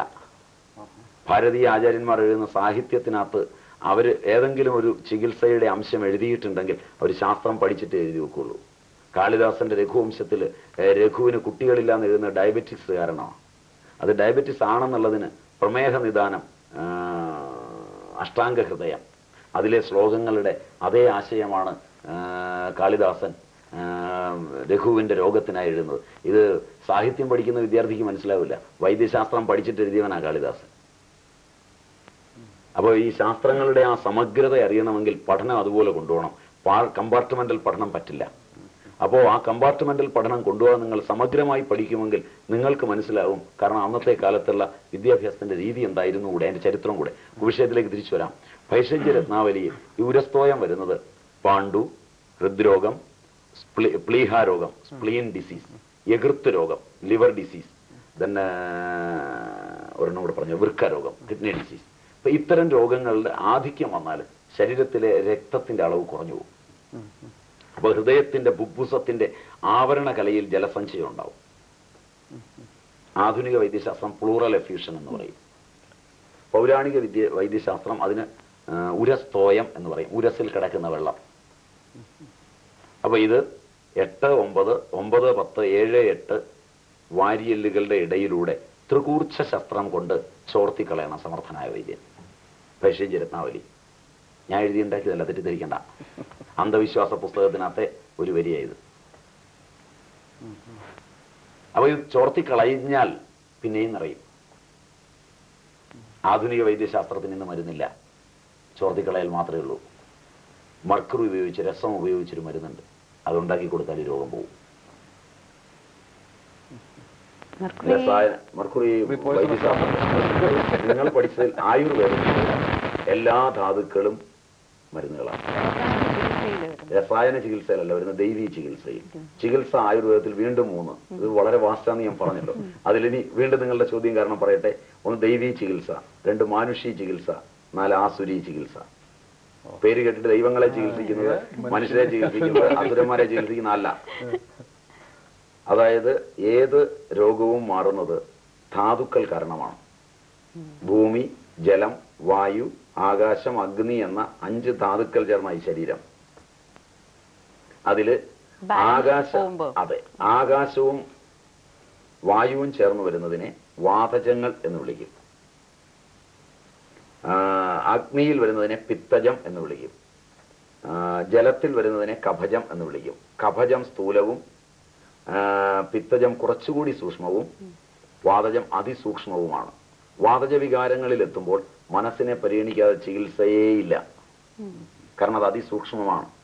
അപ്പൊ ഓരോന്ന് പടി കയറിയ രോഗം പോകുന്നത്. കുറച്ചുകൂടെ നല്ല രീതിയിൽ ഇംഗ്ലീഷിൽ പറഞ്ഞാൽ psychological, first somatic, psychosomatic, then psychological എന്ന 3 ഫേസ് ഉണ്ട്. അപ്പൊ ഈ ഫേസ് നമ്മുടെ പഞ്ച ശരീരങ്ങളെ ആസ്പദമാക്കി അന്നമയം, പ്രാണമയം, മനോമയം, വിജ്ഞാനമയം, ആനന്ദമയം എന്ന കോശങ്ങളിൽ അന്നമയം മുതൽ അന്നമയം, പ്രാണമയം, മനോമയം, വിജ്ഞാനമയം വരെയുള്ള കോശങ്ങളിൽ ഈ രോഗങ്ങൾ കയറും. ആനന്ദമയത്തിലില്ല. അപ്പോൾ ഈ രോഗങ്ങളെ കയറ്റം അറിഞ്ഞ് വേണം ചികിത്സിക്കാൻ തുടങ്ങാൻ. അപ്പോൾ അതിനവര് കണക്കാക്കുമ്പോൾ വളരെ നിഷ്ഠയോടുകൂടി, പരിനിഷ്ഠയോടുകൂടി ഇതിനകത്ത് ഏത് ധാതുവാണ് കുറവ്. അപ്പൊ സ്വർണം, വെള്ളി, ചെമ്പ്, ഇരുമ്പ്, പ്ലാറ്റിനം ഒക്കെ മരുന്നായിട്ട് ആയുർവേദത്തിലുണ്ട്, തെറ്റിദ്ധരിക്കണ്ട. കോബാൾട്ട്, നിക്കൽ, പിന്നെ തുടങ്ങിയ ധാതുക്കൾ.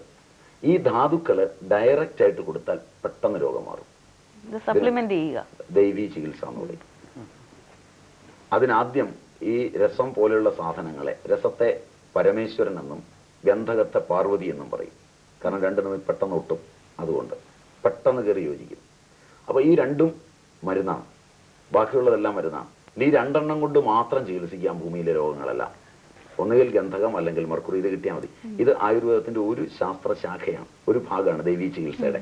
ദൈവീ ചികിത്സയിൽ മർക്കുറി കൊണ്ട് മാത്രമുള്ള ചികിത്സ, ഗന്ധകവും ചേർത്തുള്ളത്, അത് രസവിദ്യയുടെ രസേശ്വരവാദം എന്നാണ് അതിന് പറയുന്നത്.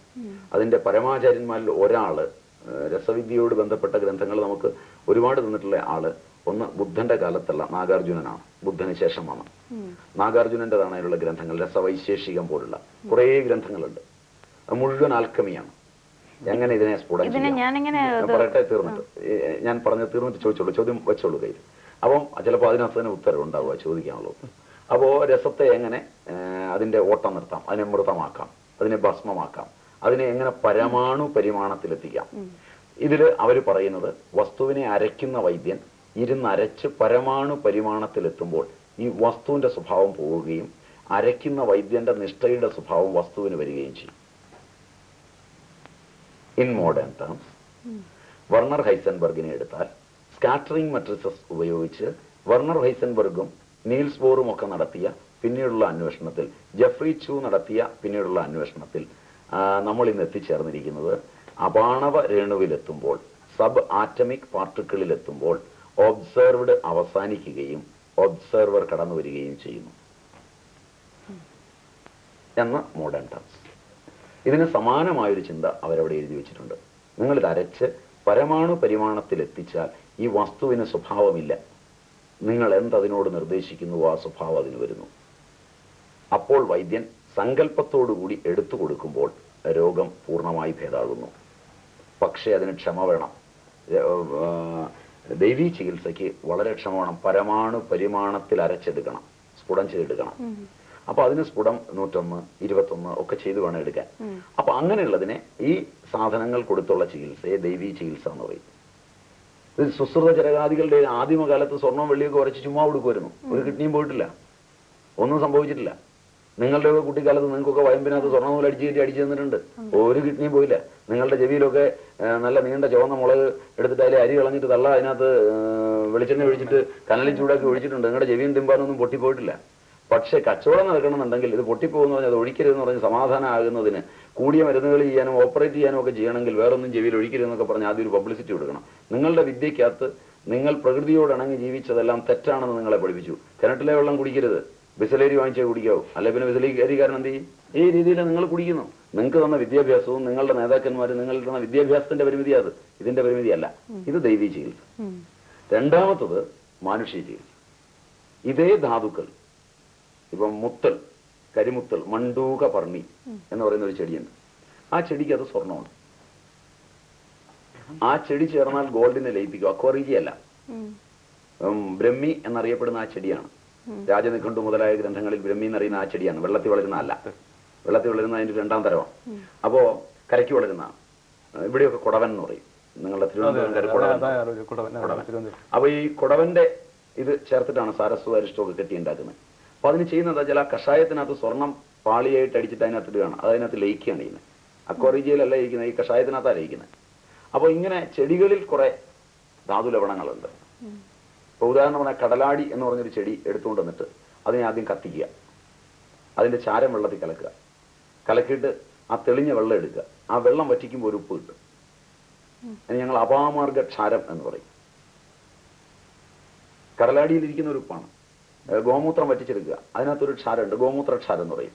മൂലി എന്ന് പറഞ്ഞാൽ നിങ്ങൾ കഴിക്കുന്നൊരു സാധനം ഉണ്ടല്ലോ, ആ മൂലി എന്ന് പറയുന്ന സാധനം എടുത്തിട്ട് ആ മൂലി ഇതുപോലെ തന്നെ കത്തിച്ചിട്ട് അതിന്റെ ക്ഷാരം എടുക്കുക, മൂലി ക്ഷാരം എന്ന് പറയും. യവം കത്തിച്ചിട്ട്, ഗോതമ്പ് കത്തിച്ചിട്ട് എടുക്കുക, യവക്ഷാരം എന്ന് പറയും. ഈ സാധനങ്ങൾ ഒരു തരി കൊടുത്താൽ മതി. അതേ സാധനം തന്നെ ഈ യവം കഷായം വെച്ച് കൊടുക്കുമ്പോൾ ആ വെള്ളത്തിൽ ഉപ്പുണ്ട്.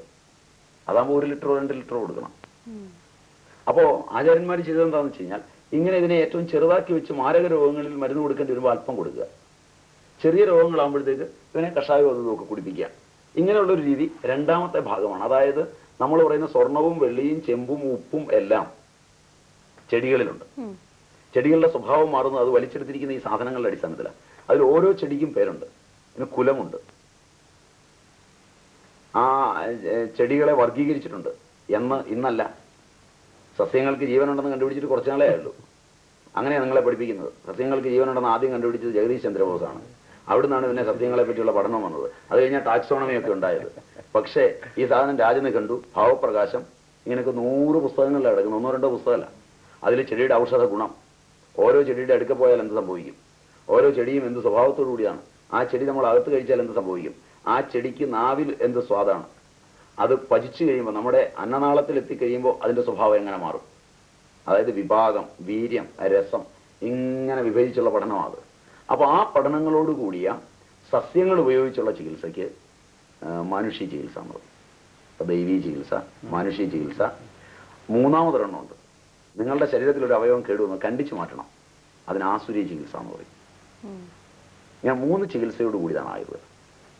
അപ്പൊ ആ ഭാഗവും ഇനി സംശയം മറ്റതിനെ പറ്റിയില്ല, ഞാൻ അതിനിടെ പറഞ്ഞു തീർന്നു.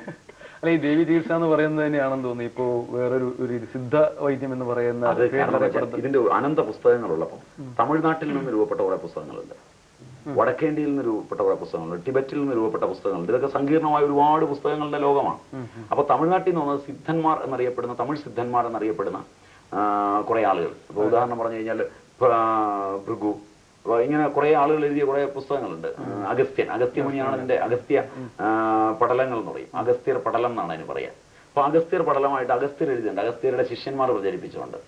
അങ്ങനെ വരുന്ന ഈ പുസ്തകങ്ങളിൽ ഉൾപ്പെടുന്നതിന് സിദ്ധവൈദ്യം എന്ന് പറയും. അങ്ങനെയാണ് തോന്നിയിരിക്കുന്നത്.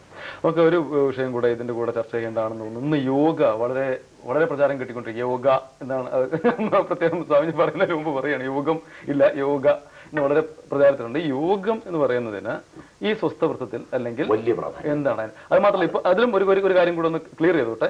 ഇന്ന് ഡോക്ടർമാരിന്ന് പ്രത്യേകിച്ച് പറയുന്ന ഒരു കാര്യമുണ്ട്, ശീർഷാസനം ചെയ്യാൻ പാടില്ല. ഇൻവേർട്ടഡ് പൊസിഷൻസ് ഒക്കെ ഹാർട്ടിനെയും ബ്രെയിനെയും അത് എന്തെങ്കിലും തരത്തിലുള്ള ഡാമേജ് ഉണ്ടാക്കും, അതുകൊണ്ട് ശീർഷാസനം ചെയ്യാൻ പാടില്ല, സർവാംഗാസനം ചെയ്യാൻ പാടില്ല എന്നൊക്കെ പറയുന്നുണ്ട്.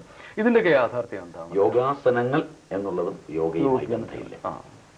യോഗ എന്ന് പറയുന്നത് പതഞ്ജലം അനുസരിച്ച്, പതഞ്ജലിയാണ് യോഗ ശാസ്ത്രത്തിന്റെ ആചാര്യൻ. യോഗത്തെ ഒരു ശാസ്ത്രമായി കൊണ്ടിരുന്ന പതഞ്ജലിയാണ്. അതിനാദ്യത്തെ ഭാഷ്യം എഴുതുന്ന വ്യാസനാണ്. പിന്നെ വാർത്തികം രചിക്കുന്നത് ശ്രീശങ്കരനാണ്. ഈ 3 ആചാര്യന്മാരുടെയും പുസ്തകം എടുത്താൽ യോഗം ചിത്തവൃത്തി നിരോധമാണ്. ആരോഗ്യത്തിൽ ഏറ്റവും പ്രധാനം അതാണ്. ചിത്തത്തിലുണ്ടാകുന്ന വൃത്തികളെ നിരോധിക്കുന്നത് യോഗം എന്ന് പറയുന്നു. അധ യോഗാനുശാസനം. യോഗ ചിത്തവൃത്തി നിരോധ.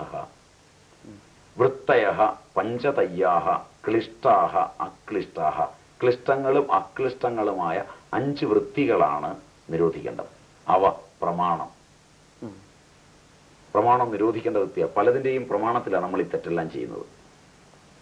അപ്പൊ പ്രമാണങ്ങളാണ് നമ്മുടെ ജീവിതത്തിലെ ദുഃഖത്തിന് ഒരു കാരണം. എതിർച്ചയായി ജീവിക്കാൻ നമുക്കാർക്കും ഇഷ്ടമില്ല. നമ്മൾ കുറെ പ്രമാണത്തിലാണ് ജീവിക്കുന്നത്. അപ്പൊ ഈ പ്രമാണത്തിൽ ജീവിക്കുമ്പോൾ നിങ്ങൾ കുറെ പ്രമാണം ഉണ്ടാക്കിയിട്ടുണ്ട്. നിങ്ങൾ ഉൾപ്പെടുന്ന നിയമങ്ങളുടെ അടി, നിങ്ങളുടെ വീട്, അതിലൊരു പ്രമാണമുണ്ട് ജീവിക്കാൻ. ഇങ്ങനെ കുറെ പ്രമാണങ്ങളുണ്ട്. അതായത് നമ്മൾ ശബ്ദസ്പർശ രൂപരസഗന്ധാദി വിഷയങ്ങളിലൂടെ അറിയുന്ന കുറെ പ്രമാണങ്ങൾ നമുക്കുണ്ട്. പ്രത്യക്ഷാദി പ്രമാണങ്ങൾ, പ്രത്യക്ഷം, അനുമാനം, ആഗമം, ഇതൊക്കെ പ്രമാണങ്ങളാണ്. പ്രത്യക്ഷം എന്ന് പറയാൻ നേരിട്ട് ഇന്ദ്രിയം കൊണ്ട് അറിഞ്ഞത്. നേരിട്ട് ഇന്ദ്രിയം കൊണ്ട് അറിഞ്ഞത് താൽക്കാലികമാകാം. ചൂട് തോന്നുന്നത് ഇന്ദ്രിയത്തിന്റെ ഒരു പ്രതീതിയാണ്. ചൂട് അവിടെ ഉണ്ടാകണമെന്നില്ല.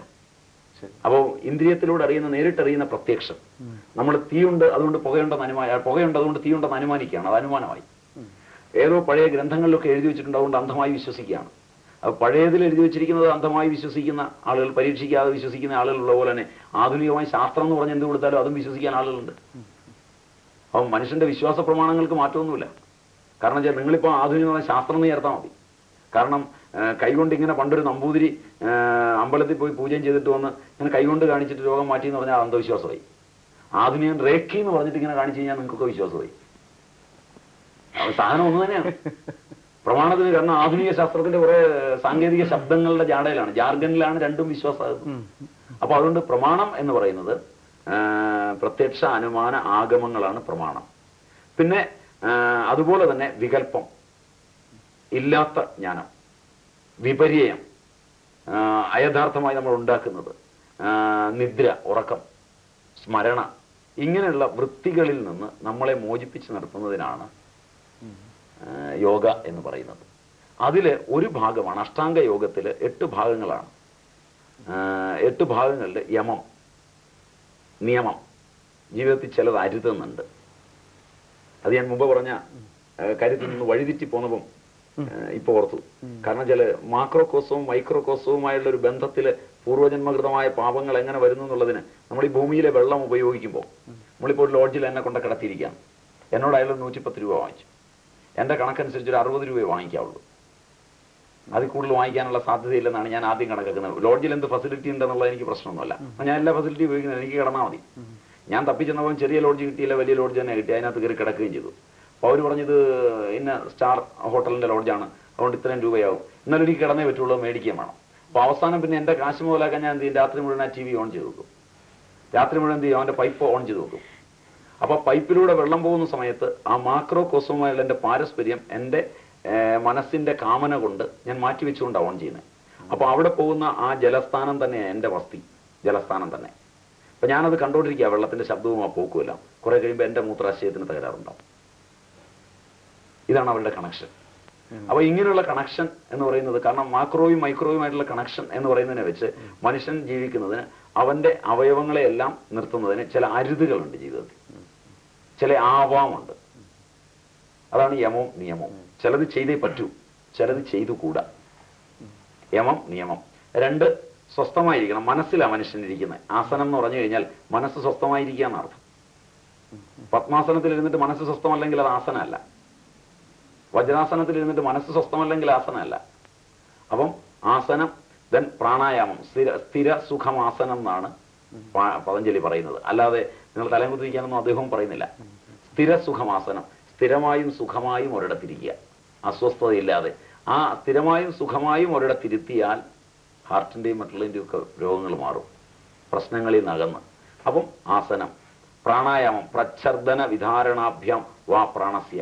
പ്രാണൻ എങ്ങനെയാണ് എടുക്കേണ്ടത്, എങ്ങനെയാണ് വിടേണ്ടത്, എങ്ങനെയാണ് നിർത്തേണ്ടതെന്ന് അവികലമായ ഒരു രീതി നമുക്കുണ്ട്.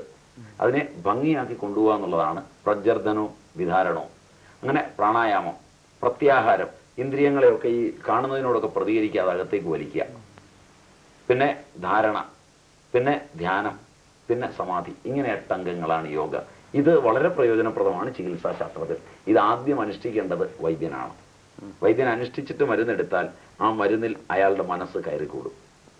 അങ്ങനെ കയറിക്കൂടാത്ത മരുന്നൊന്നും മരുന്നല്ല. ഈ ലോകത്തിലുള്ള എല്ലാ ഔഷധവും വിഷമാണ്, എല്ലാ വിഷവും ഔഷധവുമാണ്. നമ്മൾ ആയുർവേദത്തിന്റെ കാര്യം പറഞ്ഞ പോലെ തന്നെ ഇപ്പൊ സംസാരിക്കുകയാണെങ്കിൽ ഒരുപാട് നേരം സംസാരിക്കുക ഒരു കാര്യമാണ്. പക്ഷേ വേറെ ഇപ്പൊ നമ്മളൊന്ന് വൈൻഡപ്പ് ചെയ്യാനായിട്ട് ഞാൻ അവസാന കാര്യം ചോദിച്ചത്, നമ്മുടെ ഈ പറഞ്ഞ പോലെ ഈ പേന എന്ന് പറഞ്ഞാൽ എൻ്റെ മനസ്സിലൊരു ധാരണയുണ്ട്, ഇത് ഇന്ന പോലെ എഴുതാനുള്ളതാണ്, അല്ലെങ്കിൽ ഇത് പാർക്കറാണ്, ഇത്തരത്തിലുള്ള ഒരു ധാരണയുണ്ട്. ഒരു രോഗിക്കും ഇത്തരത്തിലൊരു ധാരണയുണ്ട്. ചികിത്സ ഇന്നതാണ്, വൈദ്യൻ ഇന്നതാണ്, മരുന്ന് ഇന്നതാണ് എന്നൊക്കെ ഒരു തരം ധാരണ വെച്ചുകൊണ്ടാണ് എല്ലാ രോഗികളും. അപ്പൊ സ്വാമിജിയുടെ ഈ പുതിയ ചിന്തയും വെച്ചുകൊണ്ട് ഈ ഒരു അടിസ്ഥാനത്തിൽ ആണല്ലോ സ്വാമിജിയുടെ ചികിത്സ തീർച്ചയായിട്ടും ഉണ്ടാവുന്നത്. ഈ വരുന്ന രോഗികളുടെ പ്രതികരണം എന്താണ്? എന്നെ സംബന്ധിച്ചിടത്തോളം നല്ല പ്രതികരണം ആണ്, വളരെ നല്ല പ്രതികരണമാണ്. ഞാൻ എന്നെ കാണാൻ വരുന്ന ആളുകളോട് മുൻകാലങ്ങളിലാണെങ്കിൽ അവർ വരുമ്പോൾ സാധാരണക്കാരായ എന്നെ കാണാൻ വന്നിരുന്നു. അതായത് എന്നെ ആർക്കും അറിയില്ലായിരുന്നു, എന്നെ അറിയാൻ ഞാൻ ഇടകൊടുക്കാറുമില്ല. അപ്പോൾ ആ നിലയിൽ എന്നെ കാണാൻ വന്നിരുന്നത് സാധാരണക്കാരാണ്. സാധാരണക്കാരായ ആളുകൾ വരുമ്പോൾ അവർ ഞാൻ അങ്ങോട്ട് പറയാതെ തന്നെ എല്ലാ മര്യാദകളും പാലിക്കും. വരുന്ന സ്ഥലത്ത് മര്യാദയോടുകൂടി അവർ നിൽക്കും. അപ്പോൾ ഞാൻ അവിടെ ഒരു പേപ്പർ വെച്ചിരിക്കും. ഇത് വരുന്ന ഓർഡർ കഴിയുന്നതും അവർ വരുമ്പോൾ തന്നെ അവരെ പറഞ്ഞു വിടാൻ ശ്രമിക്കും. അധികം കാത്തിരുത്താറില്ല, നിർത്താറില്ല. അപ്പോൾ പിന്നെ അത് എനിക്ക് പുതിയ പുതിയ ആളുകൾ വരാൻ തുടങ്ങി. അതായത് സമ്പന്നരും സമൂഹത്തിൽ വിദ്യാഭ്യാസമുള്ളവരും ഒക്കെ ആളുകൾ എന്നെ കാണാൻ വരാൻ തുടങ്ങി. അത് ഇവർ പറഞ്ഞു കേട്ടാണ്. അങ്ങനെ പറഞ്ഞു കേട്ടുള്ള ഒരു തലത്തിൽ വരാൻ തുടങ്ങി. അവർ വന്നു കഴിഞ്ഞപ്പോൾ ഈ നിയമങ്ങൾക്കൊക്കെ മാറ്റം വരാൻ തുടങ്ങി. അവർ ചിലരെ വിട്ട് പേര് എഴുതിപ്പിക്കാൻ തുടങ്ങി. വലിയ വലിയ ആളുകളെ വിളിച്ച് റെക്കമെൻഡ് ചെയ്യിപ്പിക്കാൻ തുടങ്ങി. ആദ്യം വിടണം എന്നുള്ളതായി. അപ്പോൾ മത്സര ലോകത്തേക്ക് വരാൻ തുടങ്ങി. എന്ന് പറഞ്ഞാൽ ഇപ്പോൾ ഈ കലാ മത്സരങ്ങളിലൊക്കെ ഉള്ള പോലെ ഒന്നാമനാകാനുള്ള ഒരു പ്രവണത. മരുന്നിന് പ്രാധാന്യമൊന്നുമില്ല, ഒന്നാമതൊന്ന് മേടിച്ചുകൊണ്ട് പോയാൽ. അതിലേറ്റവും രസകരമായ കാര്യം എന്താ വെച്ചാൽ, ഈ വളരെ ഉയർന്നവരായ ആളുകൾ, സമ്പന്നരായ ആളുകൾ അച്ഛന് വേണ്ടി മരുന്ന് മേടിക്കാനോ മക്കൾക്ക് വേണ്ടി മരുന്ന് മേടിക്കാനോ ഒക്കെ വരുന്ന ആളുകൾ വന്നിട്ട് ഈ മരുന്ന് മേടിക്കുമ്പോൾ മരുന്ന് തന്നെ അവിടെ ഇട്ടിട്ട് പോകും. കാരണം ഈ മത്സരത്തിൽ ഒന്നാമനായാൽ മതി. ഒന്നാമനായപ്പോൾ ചികിത്സ കഴിഞ്ഞു. ചിലപ്പോൾ അത് ഓട്ടോറിക്ഷ വെച്ച് മറന്നു പോകും. ആദ്യം നെട്ടോട്ടത്തിലൊന്ന് മേടിച്ചു, പിന്നെ അങ്ങ് പോയി കഴിഞ്ഞാൽ ഉടനെ അവരുടെ പണി തീർന്നു. ചില നേരത്തെ ഒന്ന് പേരെഴുതിക്കും, 10-30 പേരുടെ പേരെഴുതി വെക്കും. ഇങ്ങനെയൊക്കെ തുടങ്ങി. ആ പേരെഴുത്ത് നിർത്തിയിട്ട് ഒന്ന് നേരെ നിന്നാൽ മതി എന്നായി. പിന്നെ ഈ വരുമ്പോഴേ അവർക്ക് എടുത്തു കൊടുക്കുന്ന പരിപാടി നമ്മൾ നിർത്തി. കാരണം സാധാരണക്കാരൻ്റെ ചിന്ത പോലെ അത് ഉൾക്കൊള്ളാൻ അവർക്ക് പറ്റില്ല എന്നുള്ളതും 10 മണിന്നൊരു സമയം വെച്ചു. 10 മണിക്ക് അവരെല്ലാം എത്തിക്കഴിഞ്ഞാൽ 10 മണിക്ക് എത്തുന്ന ആളുകളെ അത് നിർത്തി അവരോട് ഈ കണ്ടീഷൻസ് പറയും. രോഗം മാറുന്നതിന് ഭേഷജം എന്നൊരു കണക്കുണ്ട്, ഇവിടെ മത്സരിക്കാൻ വരണ്ട എന്ന് പറഞ്ഞ് അരമണിക്കൂർ അവരോട് കാര്യങ്ങൾ പറഞ്ഞ് മനസ്സിലാക്കും. എന്നിട്ട് അവരോട് പറയും, ഇത്രയും കാര്യങ്ങൾ നിങ്ങൾ കേട്ടതിൽ നിന്ന് നിങ്ങളുടെ അഭിമാനം വ്രണപ്പെടുകയോ വേണ്ടാന്ന് തോന്നുകയോ ചെയ്താൽ നിങ്ങൾക്ക് ഇവിടെ തിരിച്ചു പോകാം. പക്ഷേ നിങ്ങൾ പെട്ടെന്ന് ഇറങ്ങിപ്പോകുമ്പോൾ ആളുകൾ നിങ്ങളെ നോട്ട് ചെയ്യുമെന്ന് നിങ്ങൾ പേടിക്കണ്ട. ഞാൻ അകത്തേക്ക് കയറി കഴിഞ്ഞ് ക്യൂവിൽ നിന്ന് ചായ കുടിക്കാനെന്ന വ്യാജന പോയാൽ മതി. അതിന് നിങ്ങൾക്ക് ഇഷ്ടം പോലെ ചാൻസ് ഉണ്ട്. അതല്ല, നിൽക്കണം തോന്നിയാൽ നിൽക്കാം. അങ്ങനെയാണ് ഇന്ന് ഞാനിത് ചെയ്തുകൊണ്ടിരിക്കുന്നത്. അപ്പോൾ എനിക്കതൊരു റിസർച്ച് എന്ന നിലയിലാണ്. മനസ്സിനെക്കുറിച്ച് എനിക്കറിയാവുന്നത് കൊണ്ട് ചെയ്യല്ല, അറിയണമെന്ന് ആഗ്രഹമുള്ളത് കൊണ്ട് ചെയ്യാം. ഞാൻ ചെയ്യുന്നതെല്ലാം എനിക്കറിയണം എന്ന ആഗ്രഹത്തിൽ ചെയ്യുന്നതാണ്. എനിക്കറിയാം എന്നുള്ളത് കൊണ്ട് ഞാൻ ഇതുവരെ ഒരു കാര്യവും ചെയ്തിട്ടില്ല.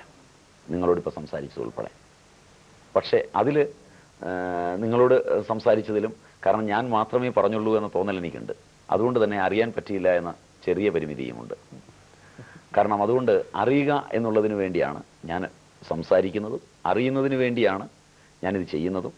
അറിയുക എന്നുള്ളത് മാത്രമേ എൻ്റെ ലക്ഷ്യത്തിലുമുള്ളൂ. ഏതായാലും ഈ അറിവ് മറ്റുള്ളവർക്ക് മറ്റൊരു രീതിയിൽ പ്രയോജനപ്പെടുന്നു എന്നുള്ളത് സ്വാമിജി അറിയാത്ത മറ്റൊരു ഇതായിരിക്കാം. സ്വാമിജി അറിയാൻ ശ്രമിക്കും തോറും ഈ അറിവ് സമൂഹത്തിന് അല്ലെങ്കിൽ സമുദായത്തിന് മറ്റൊരു രീതിയിൽ അതിന്റെ ഫലം സമുദായത്തിലേക്ക് പോയിക്കൊണ്ടിരിക്കുന്നു എന്നുള്ളതാണ് അതിന്റെ മറ്റൊരു വശം എന്ന് എനിക്ക് തോന്നുന്നു. ഏതായാലും ഇന്ന് സ്വാമിജി ഇത്രയും തിരക്കിനിടയ്ക്ക് ഇവിടെ വരാനും ഇത്രയും കാര്യങ്ങൾ സംസാരിക്കാനും സന്മനസ് കാട്ടിയതിന് വളരെ നന്ദി. നമസ്കാരം. നമസ്കാരം. ആയുർവേദത്തെക്കുറിച്ചും വിദ്യാഭ്യാസത്തെക്കുറിച്ചും നമ്മളെക്കുറിച്ചും ഒക്കെയുള്ള ഒട്ടേറെ ധാരണകൾ തകർക്കുന്നതായിരുന്നു ശ്രീ നിർമ്മലാനന്ദഗിരി സ്വാമിജിയുമായുള്ള ഒരുപാട് പൊളിച്ചെഴുതലുകൾ, ഒരുപാട് തിരിച്ചറിവുകൾ, ഒരുപാട് ചിന്തിക്കാനുള്ള എന്താ പറയാ ഫുഡ് ഫോർ തോട്ട് എന്ന് പറയില്ലേ, നമ്മൾ ഇതൊക്കെയായിരുന്നോ ഇതൊക്കെയാണോ എന്ന് നമ്മൾ ചിന്തിച്ചു പോകുന്ന ചില മുഹൂർത്തങ്ങൾ. നിങ്ങളുടെ എല്ലാവരും കണ്ടുകൊണ്ടിരുന്നതാണ് ഇന്റർവ്യൂ. നിങ്ങളുടെ ആ പരിപാടിയെക്കുറിച്ചുള്ള നിങ്ങളുടെ അഭിപ്രായങ്ങൾ ഞങ്ങളെ എഴുതി അറിയിക്കുക. തീർച്ചയായിട്ടും എന്താ പറയുക, എല്ലാറ്റിനും ഒരു രണ്ടു വശം ഉണ്ടാവുമല്ലോ, എല്ലാറ്റിനും രണ്ടു വശങ്ങൾ കാണുമല്ലോ. ഈ അഭിപ്രായങ്ങളോട് പൂർണ്ണമായിട്ട് യോജിക്കാൻ കഴിയാത്തവർ കാണുമായിരിക്കും മിക്കവാറും. കാരണം ഇന്ന് മോഡേൺ സയൻസ് വളരെ വളർന്നിരിക്കുകയാണ്, മോഡേൺ മെഡിസിൻ വളരെയധികം വളർന്നിരിക്കുകയാണ്. അതിൻ്റെ കാഴ്ചപ്പാടിൽ ഇതിനെ വിലയിരുത്തുന്ന ആളുകൾ ഉണ്ടാവാം. എന്തൊക്കെയായിരുന്നാലും അത് ഞങ്ങളെ എഴുതി അറിയിക്കാൻ ഞങ്ങൾക്കതൊരു പ്രോത്സാഹനമായിരിക്കും. ഇന്നത്തെ മൊത്തം പരിപാടികളെക്കുറിച്ചും നിങ്ങളുടെ അഭിപ്രായങ്ങൾ അറിയാൻ ആഗ്രഹമുണ്ട്. ഇന്നത്തെ ശുഭദിനം ഇവിടെ പൂർണ്ണമാവുകയാണ്. എല്ലാവർക്കും ഒരു നല്ല ദിവസം നേരുന്നു. ശുഭദിനം. ശുഭദിനം.